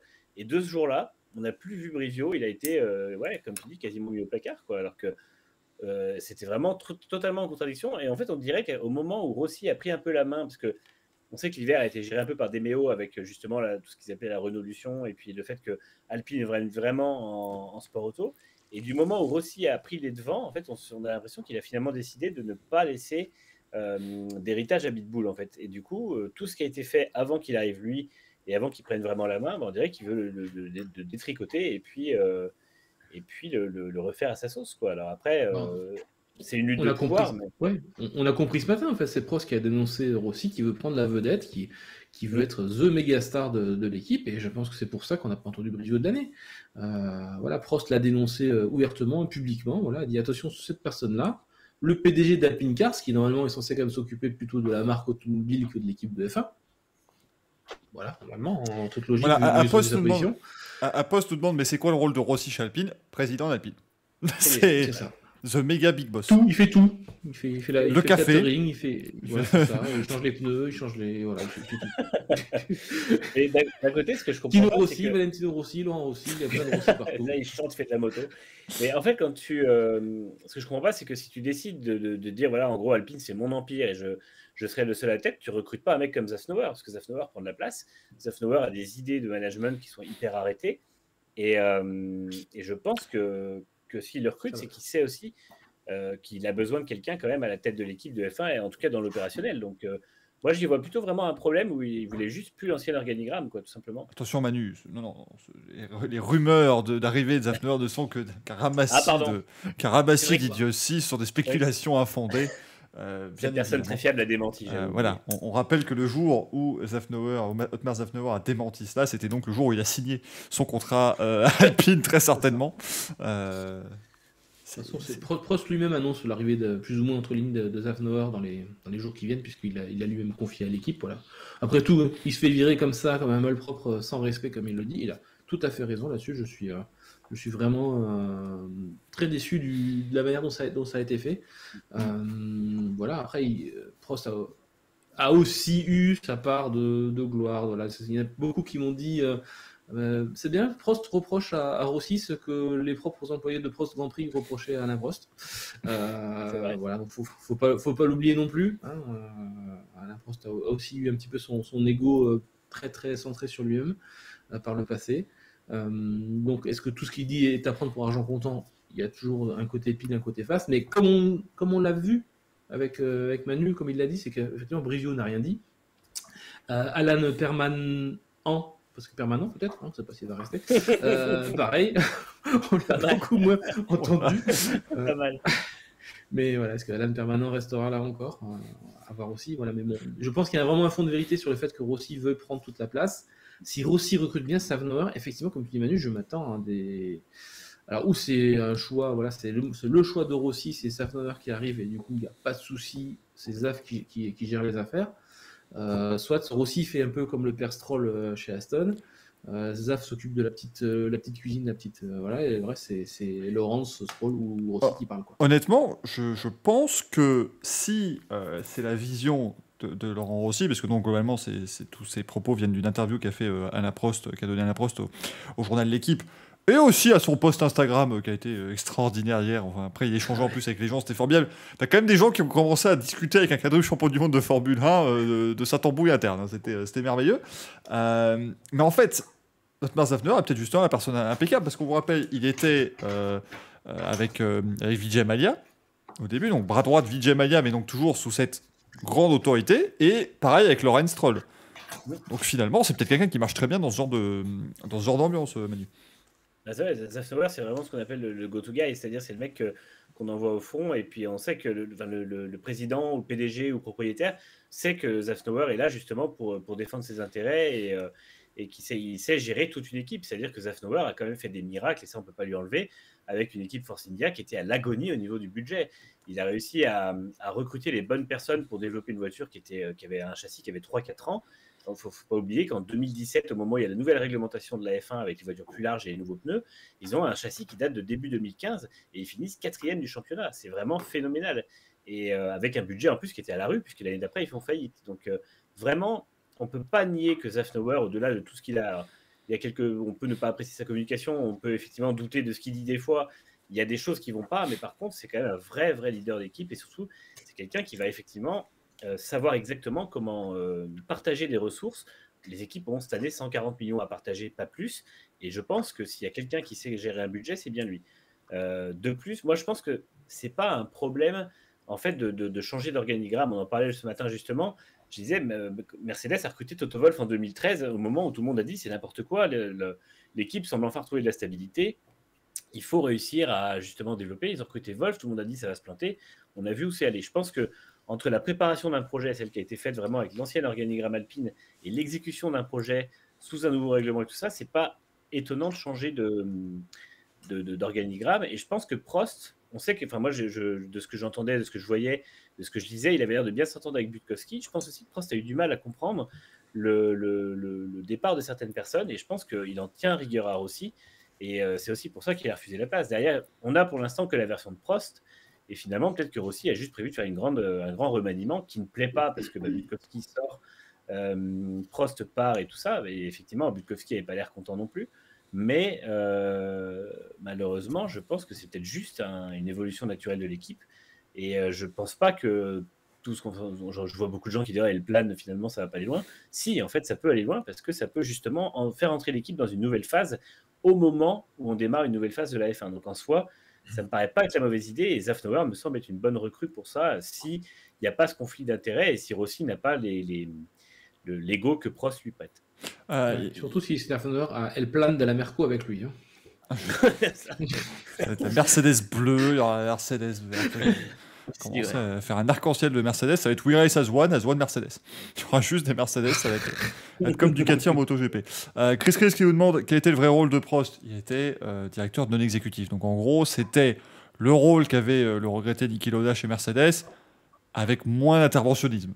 C'est un peu, si on veut vraiment le définir simplement et rapidement. Un porte-parole, ouais, c'était la parole. C'est ça en fait le souci, c'est qu'en gros, ça reste en fait quelqu'un qui a une parole qui est très importante, quand même quadruple champion du monde de Formule 1, donc bon, le monsieur pèse un petit peu. Donc c'est vrai que c'est pour ça que c'est la personne qui ne vaut mieux pas froisser, et autant vous dire que là, il a été plus que froissé, Alain Prost, très clairement. De toute façon, Prost et Renault, ça n'a jamais été une grande histoire d'amour. Hein. C'est amour-divorce, amour-divorce. Hein. C'est sûr que c'était pas à l'époque, c'était pas les Prost Renault, c'est pas Jacques Chirac n'est pas venu dire faites-le pour la France avec Renault. Il a dit avec Peugeot. Peut-être que c'est ce qui lui est resté. Puis il pouvait pas bosser avec eux, mais voilà, c'était quand même lui pour le coup, c'était finalement dans toute l'organisation celui qui prenait le plus de place. Alain Prost, on le voyait régulièrement sur les grands prix, on l'entendait surtout régulièrement sur les grands prix, beaucoup plus que David Ebrivio. Si vous avez vu d'ailleurs David Ebrivio quelque part, n'hésitez pas à nous contacter. On aimerait faire un numéro vert. Parce qu'il a eu cet homme. Appelez le 456. Voilà, parce que nous on sait pas. Donc on commence à être un tout petit peu inquiet pour ça. Pour sa sécurité. Si vous le voyez avec des gens habillés en bleu et en jaune fluo, rassurez-vous, c'est Suzuki, il faut pas s'inquiéter, c'est la famille. Mais même Butkowski, finalement, on le voyait, on l'entendait très peu, pas tant que ça, hein, donc c'était vraiment Alain Prost qui avait la parole dans cette équipe. Prost avait l'air quand même très proche de la filière jeune pilote aussi, parce qu'il avait l'air de faire beaucoup conseiller et mentor avec les jeunes. On a beaucoup entendu parler d'Antoine Hubert à l'époque, de Piastri plus récemment. Mais il prenait pas, enfin moi quand je vois les autres directeurs non exécutifs ou consultants, parce que finalement il avait un peu ce rôle-là au départ aussi, que ce soit justement Lauda chez Mercedes, Helmut Marko chez Red Bull, c'est des gens qui vraiment sont hyper au devant de la scène, et malgré tout, même si Prost était parfois devant, parce qu'en fait je pense qu'il y avait aussi ce côté quadruple champion du monde, mec hyper expérimenté, il attire les interviews, mais les communications officielles n'étaient pas tant avec lui dedans, et je pense que il y a quand même vraiment je pense que tout l'organigramme, encore une fois, Made in Abitbull, a été mis en retrait par Rossi en 2021 avec l'objectif de le changer en fin de saison, quoi. C'est vrai que finalement, c'est pas bête aussi. Il faudrait un Zafnauer est peut-être bien aussi la bonne recrue pour aller faire ce défi en fait et cette bataille des mots, parce qu'on l'a vu, la saison 2021 de F1, c'est certes Hamilton contre Verstappen, mais c'est plus Toto Wolff contre Helmut Marko et Christian Horner. Si Alpine vient à jouer le titre dans les prochaines années, Paul, il faut effectivement peut-être quelqu'un qui aurait cette poigne. Et Zafnauer, vu comment il a défendu son équipe bec et ongle contre Renault en 2020, bon, il a de l'expérience dans la matière. C'est clair, ça fait un peu plus de 10 ans qu'il est là à ce poste-là. Après, la seule différence, c'est qu'il n'a pas été, on va dire, si on peut émettre une réserve, il n'a pas été à la tête d'une équipe qui gagne des grands prix ou des championnats à la régulière. Donc, comme beaucoup dans l'équipe, finalement, il aurait lui aussi la découverte de la victoire. Pour revenir au départ de Budkowski et Prost, c'est vrai que dans l'absolu, on peut se dire, bon, c'est pas eux qui conçoivent la voiture ou le moteur directement, donc ça ne veut pas dire que Alpine va faire une mauvaise saison parce qu'ils viennent de changer de figure importante du projet. Malgré tout, c'est vrai que si jamais ils étaient amenés à faire une mauvaise saison, on va encore leur retomber dessus en disant qu'ils sont incapables d'avoir de la stabilité dans leur organigramme, que c'est en permanence des années de transition. Et c'est vrai que pour le coup, si Rossi veut vraiment prendre le pouvoir chez Alpine, s'ils font du beau boulot dès 2022, ça pourrait aussi en grande partie crédibiliser sa nouvelle position. Parce qu'une nouvelle déconvenue cette année, ou en tout cas une saison moyenne, et on va encore dire que voilà, Alpine ne trouve pas les solutions, ne trouve pas les hommes, et une fois qu'elle a les hommes, elle ne se stabilise pas. Donc à eux de faire en sorte que ces départs n'aient pas de conséquences sportives avant tout. Ça, c'est vrai. Je suis totalement d'accord avec ça, effectivement. C'est que ils ont vraiment besoin que ça marche cette année, même si c'est pas un miracle, mais qu'il y ait un peu plus de podium, qui est une troisième, enfin en tout cas qui dispute la troisième place au moins en championnat et qui soit candidat à victoire 2 ou 3 fois dans l'année, ce serait bien, parce que c'est vrai que si on repart pour une saison à lutter dans le ventre mou du peloton avec tout ce qui a été fait, même si finalement ça correspondrait au fameux plan des 100 jours et tout ça, où 2022 peut encore être une saison de transition, mais on peut pas demander aux fans d'Alpine de subir une 6e saison de transition de suite, quoi. Donc il y a un moment où effectivement il va falloir qu'il y ait du résultat, quel qu'il soit, et je pense que 2022 est forcément un bon contexte pour ça. Le chat demandait aussi. Oui, pardon, oui. Le chat demandait si c'était pas aussi Fernando Alonso qui faisait le ménage. Alain Prost a pris sa défense aussi sur Instagram en disant non, qu'il est. Et quand Alonso fait le ménage, on voit que l'ambiance est pourrie à cause de lui, en fait, tout simplement. Enfin, on a vu chez McLaren qu'il y a eu plein de départs et il y a eu plein de conflits et tout ça. Et je veux dire, c'était à la radio, dans les médias, dans les stands. Il n'y avait pas de. Enfin, Alonso est beaucoup trop cash pour que ce soit fait de manière aussi insidieuse. Oui, c'est-à-dire que si Fernando Alonso doit dire aux gens vous êtes tous des cons, il le dira. C'est un petit peu le souci. Donc voilà, c'est toujours assez complexe. Bon, on l'a cité dans le chat et c'est vrai qu'on l'a vu aussi sur NextGen. La photo de fin d'année d'Alpine. Je suis désolé, elle est. Cette fameuse photo. Mais s'il a fait, s'il l'a fait exprès, moi je veux qu'il vienne dans cette émission et qu'il soit consultant. Parce qu'il parle français, il parle bien français en plus, Martin Budkowski. Donc, il y a une place, hein, n'hésitez pas, on peut être 5, 6, 7, il n'y a aucun souci. Hein. Martin, venez, il n'y a pas de problème, le grand témoin de Grand Prix, moi je dis bravo. Hein. Parce que c'est merveilleux. Il pourra venir confirmer que c'était pas un photomontage de Franck, parce que c'est ce dont on nous a accusés. C'est ça. Oui, c'est Alpine qui a fait un photomontage, parce que pour ceux qui n'ont pas suivi le drama, c'est qu'en gros, on a découvert, en gros, donc les équipes font à Abu Dhabi en général une grande photo devant leur garage, photo de fin de saison avec tout le monde qui est là. Et en gros, si vous alliez voir les communications d'Alpine, Martin Budkowski est tout sourire. Franchement, sa tête, elle est à ça d'être pareille que celle de Gene Haas, qui a été photoshopée sur la photo de chez Haas, mais il est là, tout sourire, les mains posées sur ses genoux, très content. Et puis en fait, la vraie photo, avant le petit... avant la petite modification, apparemment, c'est qu'il avait sa main qui était posée sur son truc, mais comme ça. Et donc, un majeur tendu. Si tout est planifié, moi je dis bravo, monsieur. Ah, mais c'est super. Il le savait déjà qu'il partait.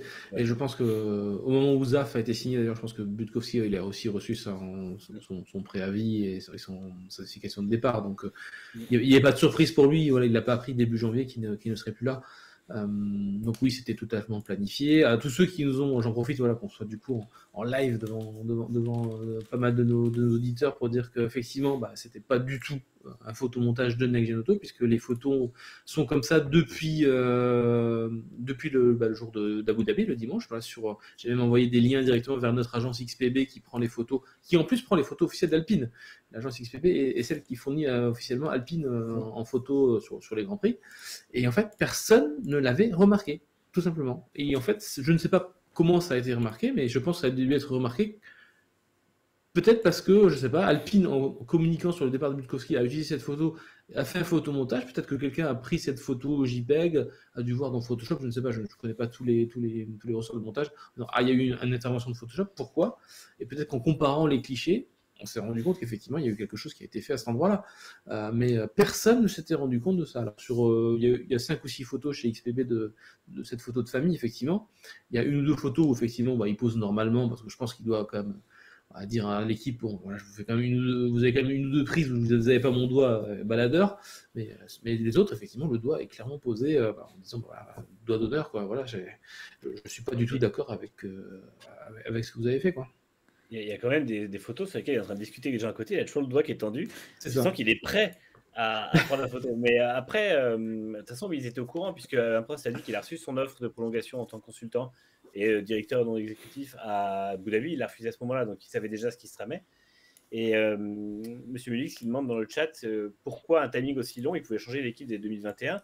Et justement, on en revient à ce qu'on disait tout à l'heure, il y avait le risque, en fait, que l'équipe soit perturbée pendant le développement de la voiture et pendant tout ce travail justement de développement et de création du projet. Je pense que la stabilité, elle devait vraiment se faire sur une saison complète, parce que la saison précédente était déjà super compliquée et qu'il ne fallait pas en plus déstabiliser tout le monde comme ça. Je vous ai mis la photo de Next Gen. Enfin, moi, vraiment le mieux, c'est le sourire. Tête, quoi. Il est vraiment content de sa connerie.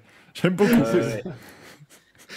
Il assume totalement. Après, il y a aussi un autre truc qui aurait pu mettre la puce à l'oreille, c'est que Butkowski était plusieurs fois invité des conférences de presse de la FIA du vendredi, où il y a les patrons, un vendredi sur 2 en Grand Prix, c'est certains patrons d'équipe, l'autre vendredi, c'est les autres patrons d'équipe, et sur les dernières courses de la saison, c'est Rossi qui faisait les conférences FIA, c'était plus Butkowski.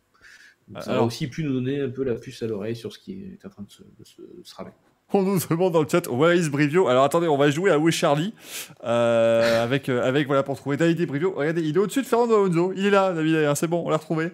D'ailleurs, il ferme les yeux sur la photo, mais il est présent. Vous voyez que Martin Butkowski se faisait plaisir. Mais voilà, on a bien, il y avait bien David Brivio sur la photo officielle. Ça aurait été génial qu'il soit pas là. Il arrive 5 minutes en retard. Bah alors, c'est quand la photo?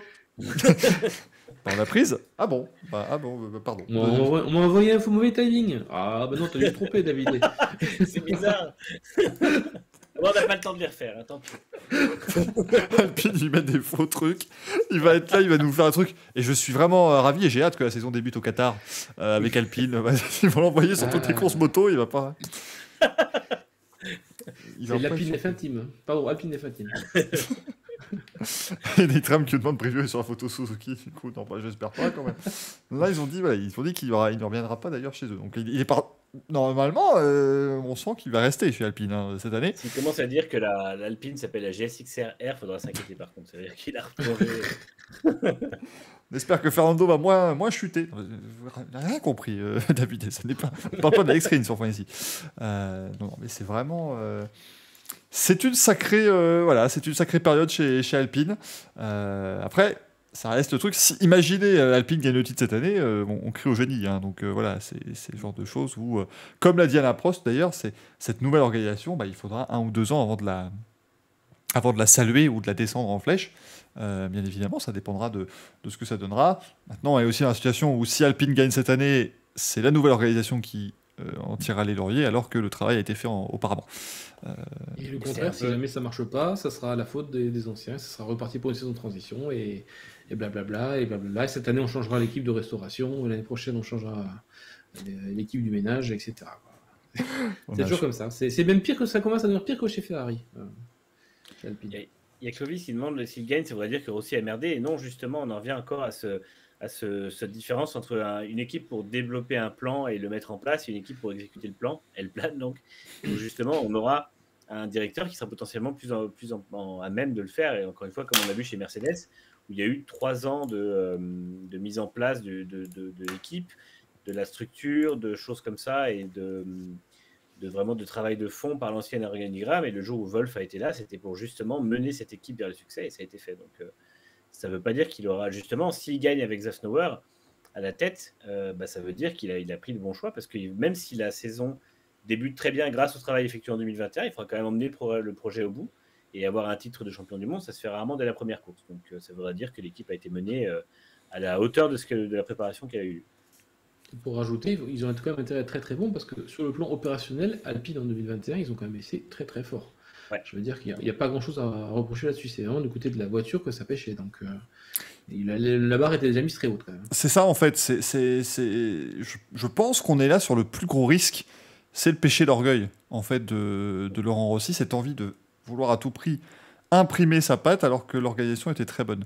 Même si effectivement tout le monde s'étonnait de ce côté voilà, 3 têtes pensantes qui doivent gérer, enfin voilà, un peu tout ça. Il y avait quand même de Brivio, Butkowski, Rossi et même Alain Prost, voilà, donc ça faisait quand même 4 personnes qui géraient le truc. Force est de constater que ça a fonctionné. Ils ont réussi à gagner un Grand Prix, ils ont fini 5e du championnat constructeur avec une voiture qui a 2 ans. Voilà, il y a quand même eu des très bonnes choses de fait.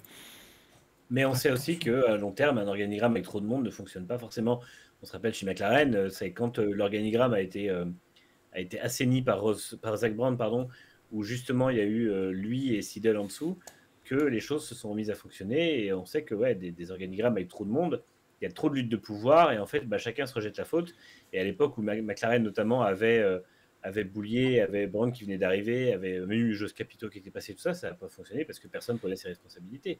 Et je pense que Rossi a un peu peur de ça finalement, que s'il joue les titres avec une structure comme ça, qui sera en charge, comme tu disais tout à l'heure, d'aller au combat face à un autre team principal, qui sera en charge de gérer l'opérationnel d'une équipe qu'il va falloir garder motivée et au meilleur niveau. Et en fait, c'est un coup, est-ce que finalement, il n'y a pas assez de monde qui gère tout ce qu'il faut gérer. Donc, c'est paradoxal, mais ça peut arriver. Le truc, c'est que, à la rigueur, si la hiérarchie n'est pas facilement compréhensible par le public, mais qu'elle l'est en interne, ça fonctionne. Mais ça semblait pas non plus totalement être le cas. C'est à voir. Usain Bolt et Demeo et tout ça, dans tout ça, il est venu laisser faire tout ce bordel. Écoute, Luca Demeo, il voit que l'équipe elle est bien gérée, financièrement ça tourne. Demeo, il a sauvé le programme F1 déjà, parce que si on n'était pas passé chez Alpine et si c'était resté Renault, le programme F1 terminait probablement cette année. Donc je pense que le Renault, Demeo lui doit beaucoup au niveau de ça. Ouais. Alors, Chloé se demande des exemples, en particulier sur la bonne organisation en 2021, ça se voit comment Les stratégies. Voilà, les stratégies. Et ça se voit, et effectivement, ça se voit sur l'exploitation de la voiture, parce que... C'était Ocon qui nous avait dit en fin de saison, il y a eu une interview avec les médias français, il avait dit, en fait, on a réussi à toujours progresser en cours de saison, c'est-à-dire que plus ça allait, plus ils comprenaient la voiture, donc plus ça allait, plus ils étaient capables d'en tirer le maximum de performance, et en parallèle, ils avaient des stratégies qui étaient très bonnes, des arrêts au stand qui se passaient parfaitement au tour où il fallait les passer. Et en fait, c'est ce qui faisait que quand la voiture valait une 5e place, il y avait une 5e place. Quand elle valait un podium, ils jouaient le podium, comme en Arabie Saoudite où il le perd pour un 10e. Et voilà, et où il arrive à rester devant pour les mêmes raisons en Hongrie, parce que la stratégie est parfaite et parce que lui est très, très bon aussi. Donc voilà, c'est ce genre de choses qui fait qu'il n'y a jamais d'erreur de fait. Et si tu veux voir un exemple de mauvaise organisation, tu regardes McLaren. Entre 2017 et 2019 à peu près. Voilà, c'est quelque chose où... non, mais c'est vrai, c'est-à-dire que tu as en fait, voilà, c'est la manière de faire, c'est le côté... Il y a un côté pragmatique. Moi, je repense toujours... c'est vrai que bon, ça sort de la Formule 1, mais ça reste McLaren, mais tout ce qui était leur tentative en 2019 au 500 miles d'Indianapolis, c'est vous rendre compte que...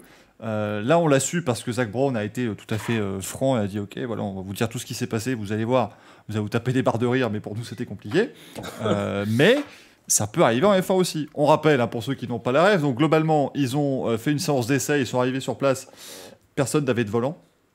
Je parle pas, il y avait pas de pilote, non, le volant, l'objet physique. Pour tourner, il n'y avait pas. Donc Zak Brown est allé chercher lui-même un volant chez Cosworth, c'est incroyable.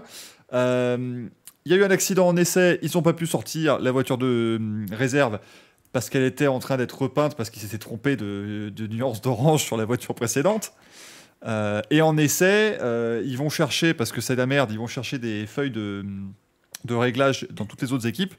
Ils les mettent sur la voiture, sauf qu'ils ont oublié que eux étaient une équipe européenne et que donc les choses exprimées par les équipes américaines étaient non pas en système métrique, mais au système impérial. C'est des conneries pas possibles, Et mais ça ce a sont mené des à choses la qui arrivent quand tu n'as pas une non-qualification bonne organisation. Moi, je me rappelais toujours de cette image de la McLaren qui sort à 1 heure de la qualif, qui rentre dans le virage, elle lâche des étincelles comme on n'en a jamais vu parce que la voiture est 100 fois trop basse parce qu'ils ils sont trompés d'échelle. Bah, c'est pareil, une mauvaise organisation, ça se verra sur des fautes comme ça, idiotes et flagrantes. Et Alpine n'en a commis aucune, il n'y a pas eu un seul arrêt de foiré, il n'y a pas eu une stratégie de vraiment foirée, alors que pourtant les conditions ont été compliquées dans pas mal de courses cette année. Et voilà, en fait, ils ont réussi à toujours quand il y avait une voiture qui était bien placée devant, ils arrivaient toujours à ce que la deuxième puisse jouer un rôle pour justement bloquer une remontée de l'un ou d'un adversaire ou quoi. Et c'était toujours super bien géré.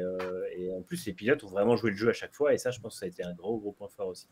On rappelle un aileron cassé à Monaco par Alonso. Ajouter. Vas-y, Paul. Ce que je voulais ajouter à propos d'Alpine, c'est le duo de pilotes. C'est vrai que c'est le duo de pilotes qui a fait ex-aequo en qualification. C'est 11 partout. Il y a à peine un dixième d'écart sur chaque course presque, à part en début de saison où Alonso était un peu en retrait, le temps de se remettre dans le rythme. Ils ont eu un des duos de pilotes le plus homogène. Ils ont chacun eu leurs gros résultats sur la saison. En plus, c'est un petit peu indirectement grâce à l'autre à chaque fois. Donc, c'est bon prix d'équipe. On va dire qu'ils ont un duo de pilotes parfait pour une équipe qui ambitionne le titre. Voilà. Peut-être que s'ils ambitionnaient le titre, il y aurait une moins bonne ambiance entre les deux. Mais entre Ocon, qui s'est une saison un peu plus compliquée face à Ricardo et Alonso, qui a réussi son retour, ils ont un duo de pilotes qui allie expérience et qui est vraiment très intéressant.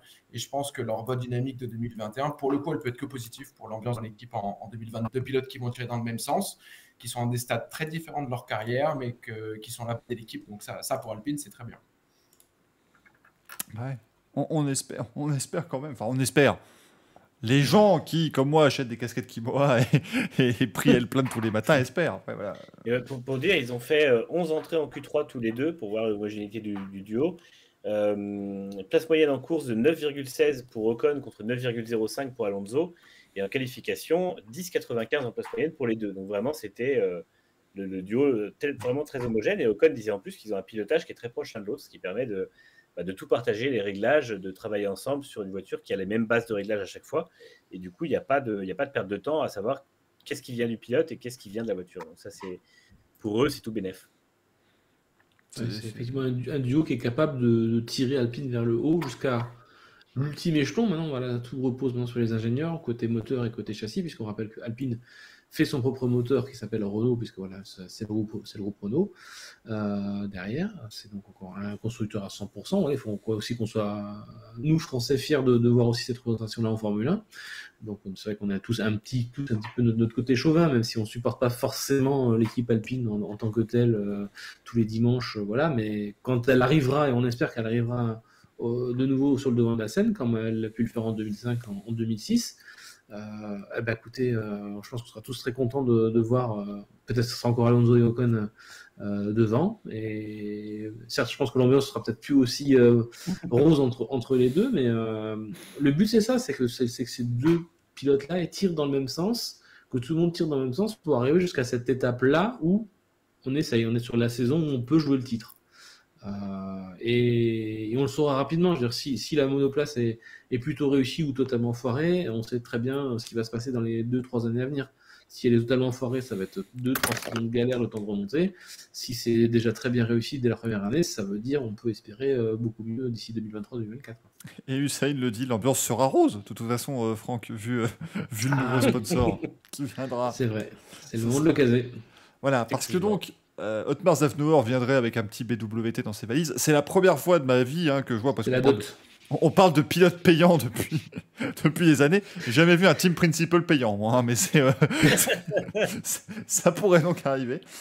Puisque donc BWT, qui est le sponsor d'Aston Martin et qui était l'ancien sponsor titre de Force India et Racing Point, viendrait donc avec... Moi, j'ai tellement peur que le rouge à l'arrière de la voiture devienne du rose et que ça... Enfin, bon, voilà, ce serait pas moche, hein.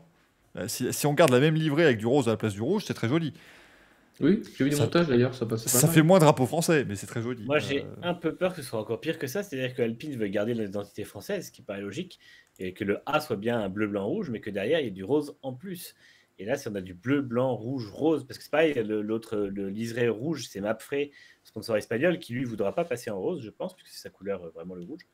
Donc j'imagine que le rose sera un peu comme sur la Aston Martin, ce sera ajouté. Et je crains que ce soit assez disgracieux par rapport à la livrée 2021.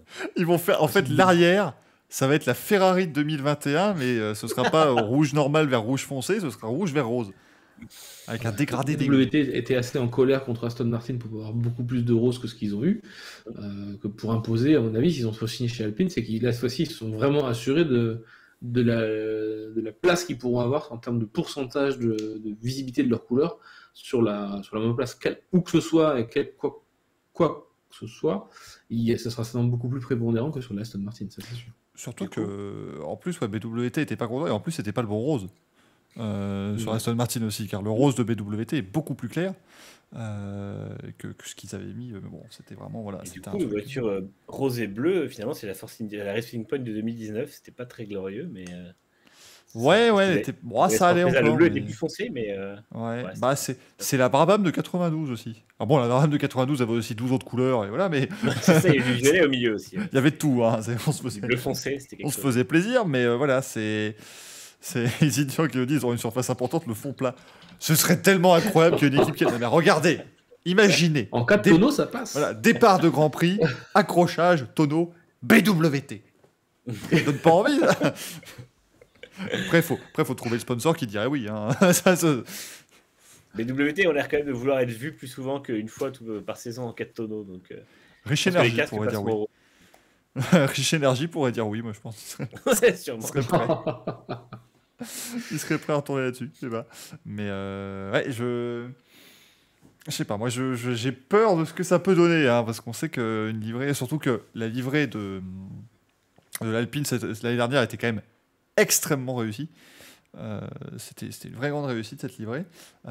Quid aussi du coup du côté, vous savez, le côté engagement au WEC aussi, parce qu'il y a une équipe Alpine aussi en championnat d'endurance, et elles avaient la même livrée. Mis à part les sponsors qui étaient différents, là maintenant ça risque d'être un peu plus compliqué. Là, vu l'exposition que prend le WEC avec le Mans, c'est pas possible que BWT rajoute 5 ou 10 millions et aille aussi au Mans. Hein. C'est vrai. Ça Alors, peut être un package commercial que Alpine vend à BWT, donc pourquoi pas. et Nitram me dit en F2 aussi, oh, bon, donc on y est, allez. BWT, ils vont venir, allez, c'est bon. Venez, il n'y a pas de souci. De toute façon, ils veulent être présents, ils le sont, hein, parce que quoi qu'il arrive, même si ça venait à pas se faire avec Alpine, ils restent aussi sponsors officiels de la F1, donc ils seront quand même sur les murets des Grands Prix. Donc, Oui, ils sont sur les panneaux. Un sponsor qui veut être partout en sport auto. Ils sont sur les panneaux 1, 2, 3 aussi. Aussi, À l'arrivée c'est des qualifs et de la course. C'est ça exactement. Donc, et puis sur le casque de Sébastien Vettel aussi. Même si là, ça peut peut-être commencer un peu à coincer, il faudra voir les différents. Mais il a un contrat perso avec, je crois. Oui, c'est ça, il a un contrat perso. Bah, alors peut-être que le contrat perso était facilité par son arrivée chez Aston Martin, le fait que BWT reste, tu vois, ça peut être un peu. Parce qu'imaginez, bon, ça va que chez Aston, ils ont, je pense, suffisamment de sponsors pour ne pas être sur la paille sans la manne de BWT. Enfin, ça doit être quand même un peu bizarre d'arriver et de voir ton ancien sponsor sur le casque de ton pilote numéro 1. Ça peut être un petit peu compliqué. Alors, il croise bientôt une Alpine de série édition BWT. C'est ça, ils vont sortir un rose BWT sur toutes les A110 maintenant. Les A110 de la gendarmerie sont en rose également. Ça devient énorme, mais à voir, hein, évidemment, ce que ça va donner. Ça peut quand même être joli. Moi, je garde confiance. Les Renault n'étaient pas 3 moches. semaines maintenant tout ça. Hein. Première voiture le 10 février. Donc, Ouais. on rappelle, Aston Martin AMR22, c'est le 10 février. Le 11, c'est McLaren, il me semble. Ça. Le 17, Ferrari. Et le 18, Mercedes. Voilà, donc pour les 4 dates qu'on connaît déjà sur les 10 à présenter. Est-ce que vous sentez pas venir le coup de certaines voitures qui seraient présenteraient simplement une livrée sur la F1 générique ? Si. Si, alors ouais, alors j'ai entendu parler de ça aussi, et j'ai entendu parler effectivement que la FOM, alors bon, si on parlait de ces fameux essais privés de Barcelone, qui seront peut-être tellement privés que personne ne verra quoi que ce soit. Il y aura David et Brivio, mais on le verra pas. Parce que ce sera Mais- diffusé nulle part. C'était lui qui dirigeait les essais privés, c'est la seule séance où on le verra pas. Ouais, donc voilà, donc pour nos chers fans on sait qu'ils sont beaucoup de Français aller à Barcelone pour les essais privés. Alors, quand il y a eu le Covid, c'était pas possible, mais voilà, mais pour les essais privés, aller à Barcelone, voilà, pour 10 euros, 15 euros la journée, peut-être un peu plus cher maintenant, pour aller dans toutes les tribunes, voyager comme on veut, prendre tous les points de vue possibles, imaginables, et voir des F1 qui tournent constamment non-stop toute la journée, c'est royal. Donc moi, j'encourage toujours les fans à aller voir des essais privés pour découvrir la F1. C'est vraiment là où vous en prenez plein la vue pour le minimum d'argent. Sauf que cette année, a priori, c'est même assez sûr, les essais privés de Barcelone seront à huis clos. La raison officielle, c'est que le Covid, voilà, en Europe, ce serait ça. La raison non officielle, c'est qu'on voudrait empêcher les fans de prendre des photos et surtout des vidéos depuis le bord de piste, puisqu'il n'y aura pas du tout de couverture télévisuelle de ces essais à Barcelone, puisque tout le dispositif doit être emmené à Sakir pour les essais numéro 2, plus après la course. Donc ça veut dire uniquement, il y aurait peut-être quand même un petit résumé vidéo de quelques minutes qui serait diffusé par la FOM en soirée de Barcelone. Mais on a effectivement entendu dire que la FOM ferait pression pour que les F1 qui tournent à Barcelone seraient dans une livrée neutre ou assez différenciée de la livrée définitive des équipes réelles. Donc est-ce que c'est une vérité, est-ce que c'est une rumeur, pour garder effectivement le côté les vraies voitures avec les vrais livrets en piste pour Bahreïn, qui mettrait effectivement un petit paquet de millions de dollars sur la table pour avoir la primeur. Voilà, c'est voilà ce qui se trame. Pour l'instant, on ne sait pas si les journalistes pourront être accrédités à être en salle de presse. Et on a même posé la question à notre photographe, notre agence de photo, il y a plusieurs photographes, qui pour l'instant ne sait toujours pas comment ça va se passer pour eux à Barcelone. Ce qui serait fou. Ce qui serait complètement dingue qu'on n'ait pas le droit.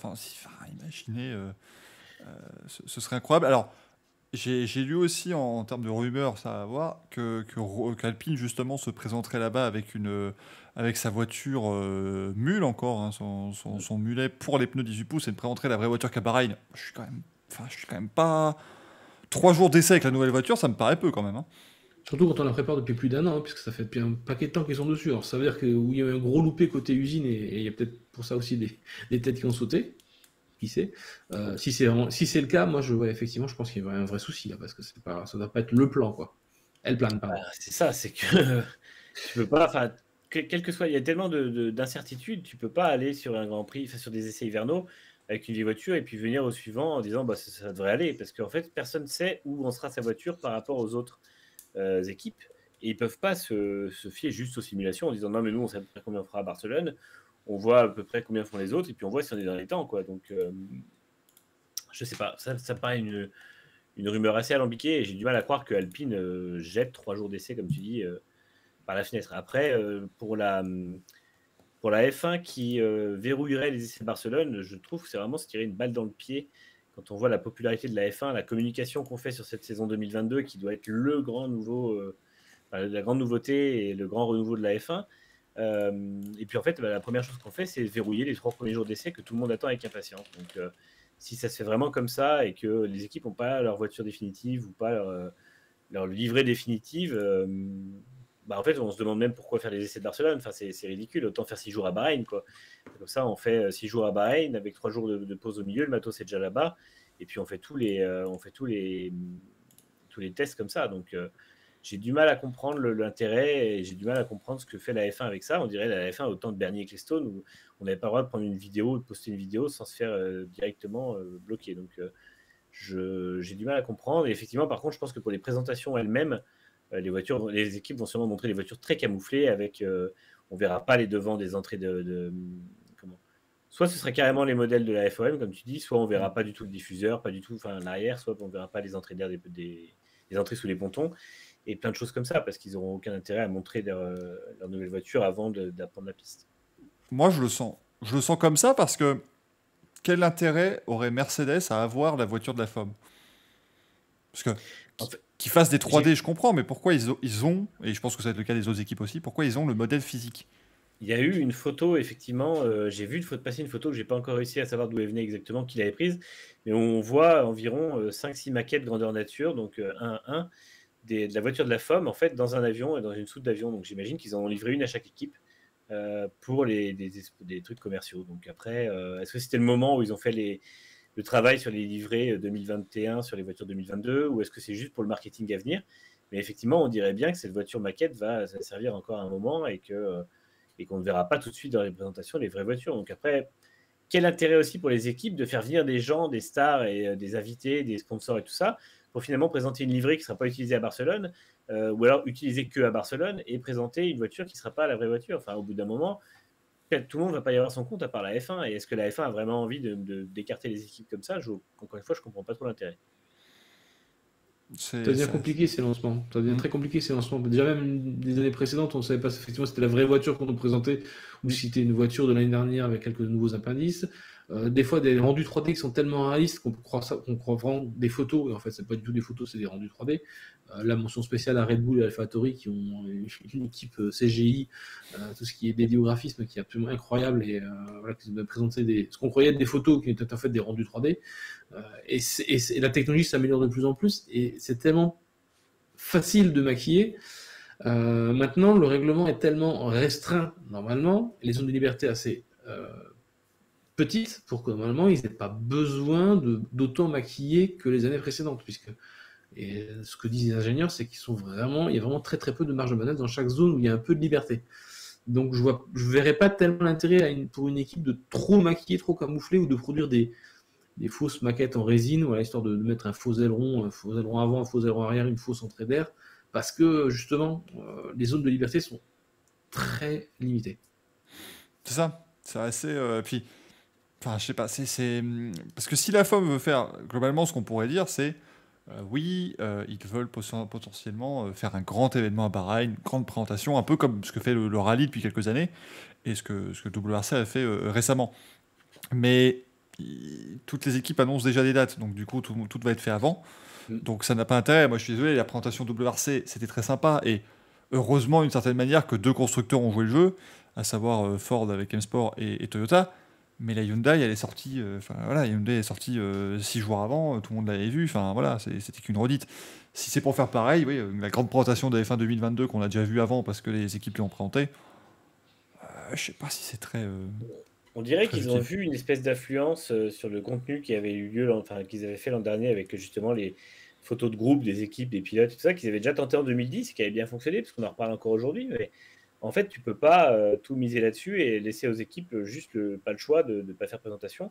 Alors qu'encore une fois, les équipes ont des sponsors, des partenaires et tout ça qui veulent voir la genèse d'un projet, la naissance d'un projet et surtout un projet aussi important que 2022. Je pense que les sponsors qui lâchent 20 millions ou 30 millions dans une équipe ont aussi besoin de voir que justement, on les accueille pour leur montrer le projet, qu'ils ont un intérêt à être comme partenaires commerciaux et qu'en plus, l'argent qu'ils ont donné, aller à tel endroit et voilà, qu'on vienne leur faire un peu les coulisses du tour de l'usine, de la présentation de la voiture, de ce qui a été travaillé dessus, des choses qui sont logiques pour un partenaire commercial. Encore une fois, les sponsors ne sont pas là juste pour faire des couleurs, c'est aussi des entreprises qui lâchent 20 ou 10 ou même des fois 30 ou 40 millions par an, quoi. Donc, la F1 ne devrait pas oublier que derrière ses principaux intérêts, il y a aussi les intérêts de 10 entreprises et tous leurs partenaires qui représentent parfois beaucoup plus qu'eux, quoi.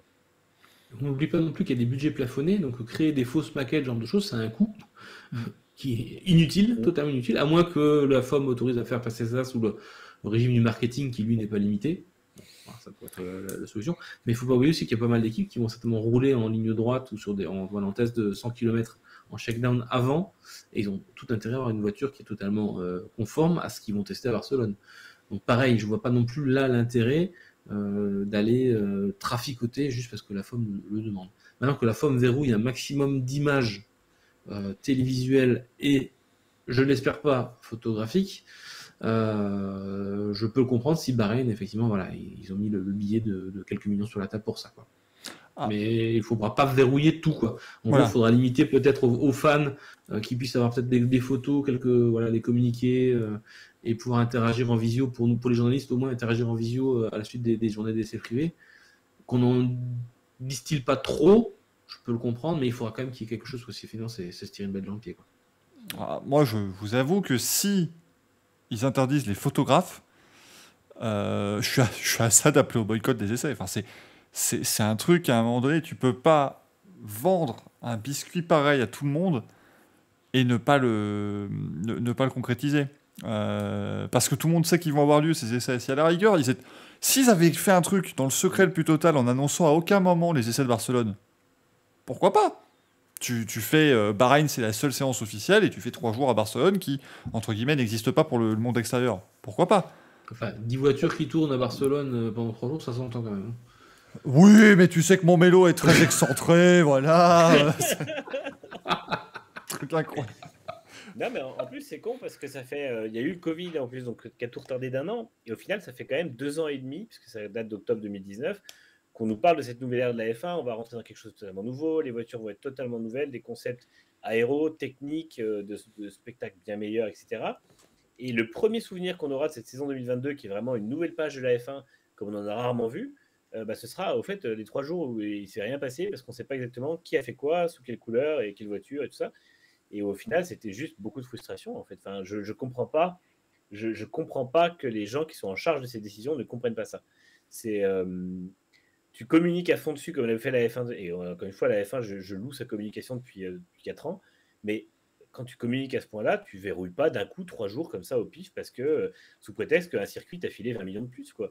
C'est pas. Il faut que la F1 aussi accepte de faire des choses pas toujours pour l'argent. Il y a beaucoup de choses qui sont faites pour l'argent, on le sait, il y a besoin parce que l'argent repasse aux équipes, etc. Mais je suis pas sûr que le bonus de aller 15 ou 20 millions max que mettre à Bahreïn pour ça, j'ai du mal à penser qu'ils mettent plus, soit fasse une grande différence sur la viabilité de la F1 à long terme. Donc la F1 doit aussi parfois sacrifier 1 ou 2 points financiers pour les fans, et parce que, encore une fois, les plateaux sont très chers, les billets sont très chers, et il faut que la F1 accepte que des fois, non, c'est pas dans ce sens-là que ça va, quoi. Et pour moi, c'est un très mauvais signal. Et je pense que s'ils font ça à Barcelone, il y a 2 semaines, je crois, entre les 2 séances d'essai, ils vont passer 2 semaines à se prendre un gros shitstorm avant que les essais de Bahreïn calment un peu les gens.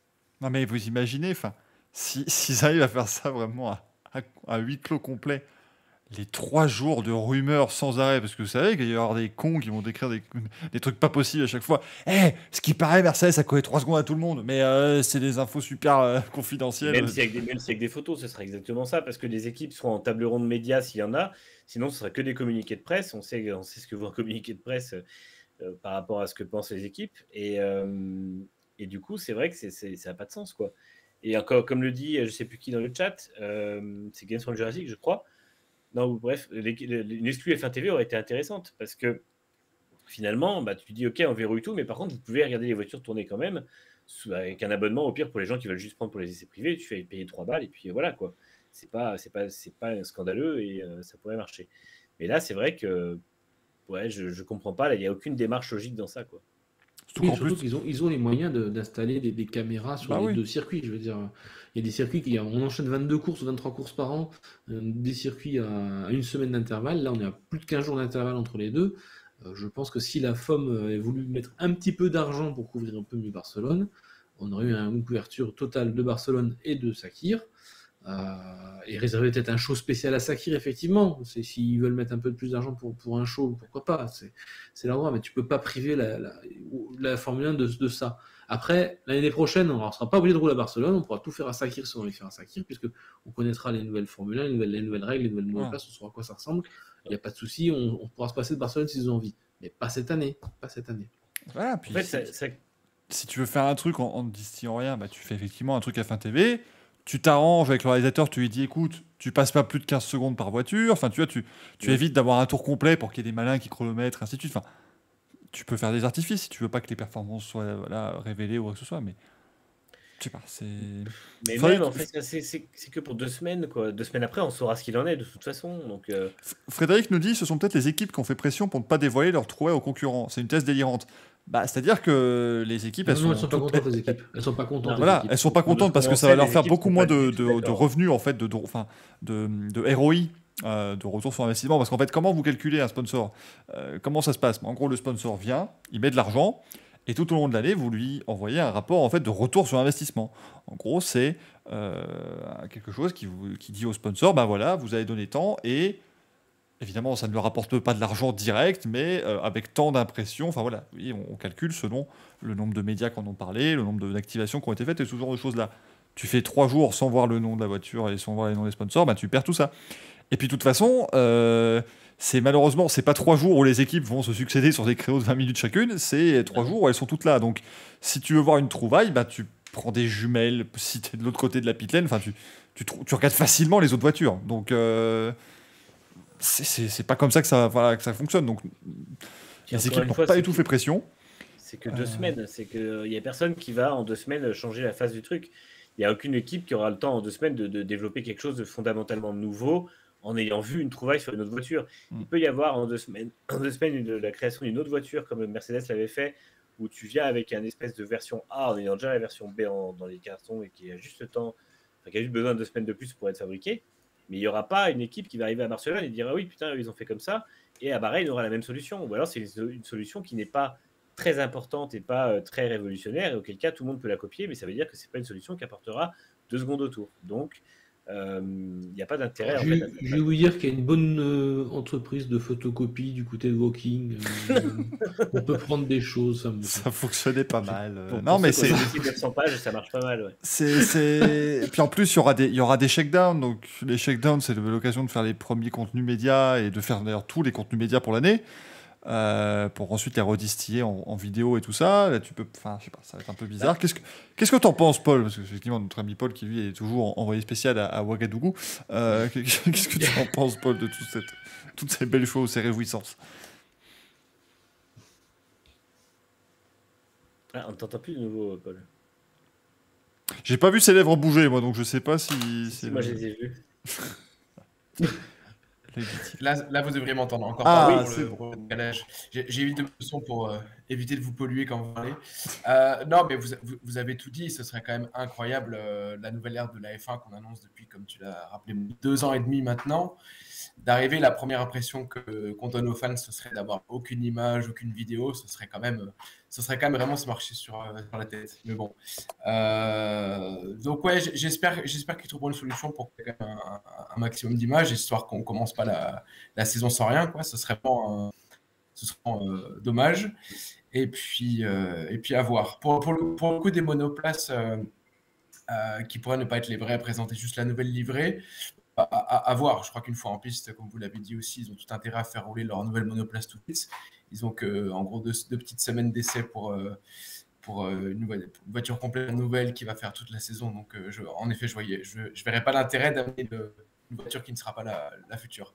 Et puis Barcelone, bah écoutez, on verra bien. Hein. J'espère qu'on aura, à défaut d'une couverture télé, au moins des photographes qui auront accès au circuit et qui ont quelque chose tous les soirs à se mettre sous la dent, parce que sinon, ce serait quand même bien triste. On va voir ce que ça va donner, mais ce serait, enfin, je sais pas. Je crois que c'est Xuan qui a dit le mode parti communiste chinois. C'est vrai que c'est assez étonnant en 2022 sortir un truc comme ça, mais c'est vrai que c'est, enfin, les équipes ne sont pas contentes. Je pense que c'est vraiment ce qu'il faut retenir, et la FOM, à mon avis, va devoir lâcher du lest là-dessus, parce que c'est pas. Qu'est-ce qui empêcherait les équipes de faire une fronde? Alors bon, enfin si. Qu'est-ce qui les empêcherait? Le fait que les 10 équipes n'ont jamais réussi à être en cohésion totale sur un sujet auparavant, mais de faire une fronde totale et de dire ok, pas de souci, nous tous les jours on mettra des photos prises par les téléphones machin n'importe comment, on en mettra 300. Sauf que ces photographes-là sont accrédités par la FOM, donc ils sont Oui, non, mais si sur tu des dis chaises. avec des téléphones par exemple par les gens dans l'équipe directement, tu mets des gens en les plus. photos des réseaux sociaux. En fait, je peux pas croire que les équipes vont pas avoir le droit de communiquer comme on le fait. Encore une fois, les vidéos ou les photos des premiers tours de roue officiels des voitures et tout ça, c'est devenu une tradition depuis les réseaux sociaux. Et en fait, ça me paraît fou que aujourd'hui, ce serait pour faire plaisir à un circuit. On dise aux équipes, non, vous faites pas ça. Enfin, si les équipes acceptent tout, je comprends pas, parce que je veux bien croire qu'il y a de l'argent en jeu, encore une fois, mais bon, ça qui est, ils ont déjà 3 jours d'essai privé, une course sprint, la course d'ouverture de la F1 et de la saison, ça va quoi. Je veux dire, ils ont eu 2 courses l'an dernier, avec 2 circuits différents. Je veux dire, ils sont déjà bien placés. Au bout d'un moment, il faut aussi laisser la place un peu au sport, quoi. Donc, je serais vraiment, vraiment surpris que les équipes acceptent ça et ne communiquent pas dessus. Et autant les shakedowns, on risque pas grand-chose, parce que justement, je pense que les équipes ne voudront rien montrer. Une fois qu'ils seront dans la pit lane avec les 10 garages remplis des voitures différentes et que ce sera les vraies voitures, parce que de toute façon, ils n'auront pas le choix que de faire rouler leur modèle 2022 pour apprendre des voitures et pour avoir des confirmations et du travail dessus, entre guillemets, il n'y aura plus de problème à ce qu'il y ait des photos qui circulent, puisque de toute façon, les équipes adverses les verront. Donc, j'ai du mal à penser qu'il n'y aura pas de fuite organiser ou non en fait de ce genre de choses, quoi. On va voir effectivement ce que ça donnera. On espère quand même, voilà, que ce soit pas, que ce serait con de commencer sur une polémique, un truc un peu, voilà, une désillusion. N'oubliez pas que la F1 gagne énormément de fans, notamment grâce à Netflix. Si d'un coup, je pense que ce sont justement des nouveaux fans. Attention, ce n'est pas une critique, hein, ce que je dis, mais c'est une explication. Ce sont des fans qui ont l'habitude justement d'avoir beaucoup de contenu. Tu regardes une saison de Drive to Survive, c'est la norme en fait quand tu découvres la Formule 1. Nous, on trouve ça incroyable d'entendre Kevin Magnussen péter une porte. Nous, c'est un truc. Nous, on a vécu la F1 sous Bernie Ecclestone. Je peux dire que voilà, c'est le meilleur truc de toute la saison. Mais pour les gens qui découvrent la F1 via Drive to Survive, c'est logique pour eux. Et soudainement leur dire bonjour, vous ne verrez rien. Faut pas oublier que la F1 elle-même est dans une ère de surcommunication. Il y a quelque chose comme 70 ou 80 vidéos qui sont publiées ce week-end de Grand Prix sur leur site, avec les interviews des pilotes, avec des résumés de chaque jour, avec des comparaisons, des on-board et tout ça. Alors, je te dis 80, celui-là c'est même plutôt 100. Ils ont des réseaux sociaux hyper actifs. On a plein de stats et tout ça. Il y a AWS qui communique dessus. Les équipes ont le droit. Il y a des retweets dans tous les sens et tout. Les fans aujourd'hui sont abreuvés de contenu. Et c'est devenu la norme très rapidement depuis Netflix. Donc, parce que beaucoup, c'est Drive to Survive qui a commencé à ça, comme tu dis. Et là, aujourd'hui, en fait, quel fan ancien, puisque du coup, nous, on s'adapte aussi, ou nouveau, qui lui ne connaît que ça, va accepter que pendant 3 jours, on sache qu'il y a des F1 qui tournent, mais qu'en fait, on en est genre quasiment rien. Je veux dire, c'est ouais, comme je lis plusieurs fois dans le chat, c'est une décision incompréhensible. Et je pense que personne ne sera à même de la comprendre s'il n'y a pas un minimum d'explications concrète et entendable de la FOM ou de la F1. Ouais, ça va être très difficile. Alors, si le but c'est vraiment de dire ok, tout est verrouillé, vous avez strictement aucune image, vous n'avez aucune info, aucune interview, aucune visio, quoi que ce soit, il y aura forcément des choses qui vont sortir avec des gens qui iront en bord de piste, qui chercheront à se faufiler sous les grillages. Il y aura forcément des choses qui vont fuiter. Je veux dire, vous ne pouvez pas faire tourner pendant 3 jours 10 équipes de F1 sans qu'il y ait rien qui sorte, c'est pas possible. Et donc je pense pas que ce soit la bonne. Alors si c'est ce que la FOM veut, elle peut l'imposer en termes officiels. Je veux dire, on n'aura pas de jolies photos, on n'aura pas d'images au zoom 300 mm avec un Canon 1D 30 mégapixels qui vous fait une photo de fou sur le côté, mais on aura des trucs dégueulasses qui sortiront, voilà, parce qu'il y a un pelé espagnol qui s'est mis à la courroie de la Quexa parce qu'il a réussi à se faufiler sur le grillage et à passer la sécurité. Et voilà, on va voir que ce genre de petits trucs et ça va être frustrant pour tout le monde. Et on en revient à la question. Alors, on revient à ce que disait Michael, il aurait mieux fallu même pas dire que ces essais allaient exister, quoi, en fait. Et voilà, on en revient à la question fondamentale. Quel sport et quelle entreprise, en tant que pour ce qui est des équipes, préfèrent avoir justement 3 images dégueulasses plutôt que des centaines d'images hyper propres des nouveautés, quoi. Enfin, ça va forcément amener quelque chose qui va finir par nuire à la F1, hormis sur le plan financier, puisque le chèque de Bahreïn derrière arrivera certainement pour ces exclus-là. Mais encore une fois, il y a un moment, il va falloir lâcher du lait sur le fric aussi, parce que oui, il y en a besoin en F1. La F1 est un sport qui coûte très cher, mais non, ça ne résoudra pas tout. Et encore une fois, ils ont des multiples canaux pour faire de l'argent à côté. Donc, c'est très difficile de construire une réputation, c'est très facile de la défaire. Donc là, je pense qu'effectivement, la FOM se tire effectivement une balle dans le pied. Si c'est comme ça que ça doit se faire, je pense qu'ils vont entendre parler et on aura un petit Ross Brown tout penaud qui vont dire « Ah, on n'y avait pas pensé. Franchement, on n'imaginait pas que les fans de F1 ils seraient tellement impatients de voir comme ça. » Ah non, c'est pas du tout ce qu'il dirait, Franck. Non. Moi, j'ai passé 3 jours super. Voilà. Ross Brown, il va arriver, il va te dire ces essais de Barcelone était vraiment la chose à faire. Les fans ont adoré ce nouveau système de ne rien vous montrer. C'était vraiment formidable. C'est évidemment ça qu'il va faire, Ross Brown. Sur son panel de 3 fans qu'il aura interviewé, à savoir Stefano Domenicali, Michael Masi qui passait par là et Fernando Alonso. Et Mohamed Ben Sulayem. Kimi Raikkonen aussi, qui n'a plus rien à foutre. Il va passer 2 semaines ensuite. Vous verrez à la Bahreïn, ça va être trop bien. En fait, c'est Kimi Raikkonen qui va gérer la communication sur les réseaux sociaux. Et donc, à la fin des 3 jours, il mettra une photo avec I was in Spain et voilà. Et ce sera le seul truc de F1 2022 qu'on genre Cars. C'est juste Cars avec un hashtag F1 et c'est tout. Truc incroyable qui fera 8 millions de likes parce que oh mon dieu, oh là là, c'est incroyable, c'est disruptif. Ce qu'il dit, c'est incroyable. C'est vraiment, mais. Où va-t-on, mesdames et messieurs? Où va-t-on? C'est incroyable. C'est le plan de la pomme. Ça va être.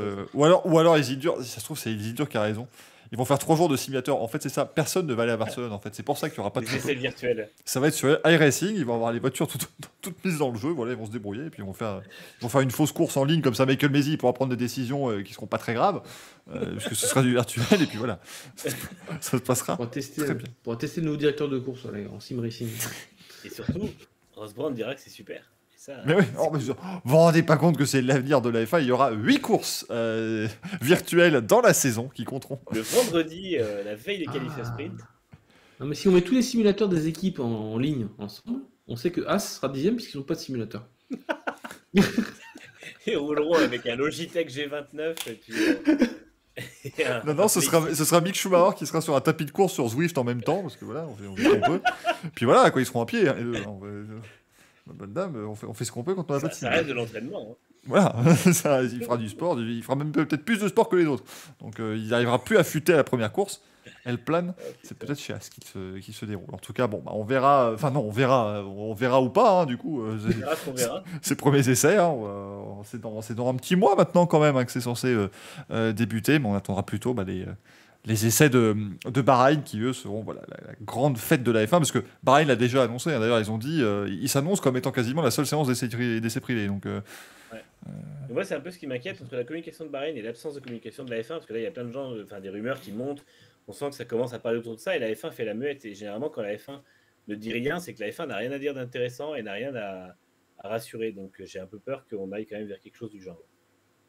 Nola qui dit nomme au moins un live timing par pitié. Bah, le truc, c'est que le live timing n'a jamais été officiel. Il y a toujours eu uniquement un live timing non officiel. Peut-être que cette année quand même. Si cette année on avait un vrai live timing. Ouais, on avait un vrai live timing. Ouais. C'était la première fois, parce que l'année d'avant, ils avaient testé F1 TV pour la première fois. Sur une seule semaine sur les deux d'ailleurs. Mais pour tout vous dire, le live timing à l'époque, c'était. Ça, je pense que vous l'avez connu, messieurs, mais c'était un truc. T'avais. Alors, où c'était les gens qui étaient sur place, donc eux, ils avaient un écran dans la salle de presse et ils te notaient les temps, ou alors, et ça c'était formidable, tu avais un site néerlandais qui avait réussi à hacker le système de timing à Barcelone, il récupérait toutes les données en temps réel et tout le monde se basait dessus. Enfin, c'était incroyable. Et c'est vrai que Lobby, cette année, on a fait sur Next Gen un live Twitch, un live Twitch pour les journées d'essais privés. C'est vrai qu'avec le vrai live timing et en plus avec F1 TV, on était bien. Autant vous dire que je vous l'annonce en primeur ici, du coup, il n'y aura sans doute pas de live pour Barcelone. Parce que... Oh bah si. Tu me fais un on voit rien. Et tu répètes ça en boucle et tu lances un looper. Non, ou alors j'ai le droit de totalement inventer ce qui se passe. Ah mais ça va te prendre beaucoup plus de temps. Et de vous dire qu'Alonso... On voit rien, répéter pendant 9 heures, c'est parfait. Sur 3 journées complètes, ça va être tendu d'avoir de l'imagination quand même. Oh, t'en fais pas. La première journée, je passe sur Fernando Alonso en boucle, avec des temps incroyables. Ils viennent battre le temps de la pole de 2021 quand même. Est-ce qu'on est en train de se rendre compte de ce qui se passe? Le deuxième jour, on en fait un peu sur les autres, et le troisième jour, c'est un best-of, voilà, et puis ce sera très bien. Ce sera excellent. Bon, en tout cas, messieurs, je pense qu'on a fait une bonne émission de rentrée, hein, et j'espère que le chat, vous l'avez également apprécié. Cette émission de Grand Prix, on va vous laisser. On se retrouve dans 2 semaines, du coup, on va adopter un rythme, on rentre tranquillement, et puis de toute façon, à partir des premières présentations jusqu'à la fin de saison, le 27 décembre à peu près, on va être là tout le temps. 36 semaines plus tard. Voilà. Avec 36 courses comme en NASCAR, on va faire très clairement ce qu'on peut. Hein. Donc vraiment, merci beaucoup messieurs en tout cas d'avoir été là. Merci Paul d'avoir été là depuis l'autre bout du monde. Hein. On espère que voilà, tout s'est bien passé pour toi. Merci. Et puis on se retrouve très vite, les amis. Retrouvez-nous également jeudi pour le Racing Café. On parlera de Formule 1. Je pense qu'effectivement, quand vous avez de toute façon un patron d'équipe qui fait un doigt sur les photos officielles, ça va forcément se retrouver dans le Racing Café d'une manière ou d'une autre. Hein, vous commencez à connaître les personnages. On parlera aussi du Rallye Monte Carlo, qui débute justement ce jeudi. Donc on vous fera un petit live en même temps, parce que je pense qu'il y a des spéciales déjà jeudi soir. Donc il y aura de quoi dire avec cette toute nouvelle ère également du rallye. Et d'ailleurs, ils vont faire comme la Formule 1, Franck, puisque c'est une nouvelle ère pour le rallye mondial avec les voitures hybrides, mais il n'y aura pas d'image. Pendant 3 jours, on ne saura même pas que ça existe. Le rallye Monte Carlo. Et à la fin, il y aura un résultat. On parlera du proto Peugeot aussi, puisque Il y a certains prototypes Peugeot qui a tourné. Je laisserai l'équipe du Racing Café vous parler effectivement de la Peugeot 9X8 en tête. On s'en chargera. Il semblerait que ce fût une news importante aujourd'hui. Moi, je sais pas, j'ai loupé. J'ai loupé ça. Voilà. Merci beaucoup en tout cas les amis d'avoir été là. Merci beaucoup le chat, vous avez été très nombreux et ça nous a fait super plaisir. Et pour ceux qui étaient nouveaux, on espère que l'émission vous a plu et que vous allez évidemment vous amuser dans les prochaines. À la prochaine justement. Ciao. Ciao. Merci, ciao ciao.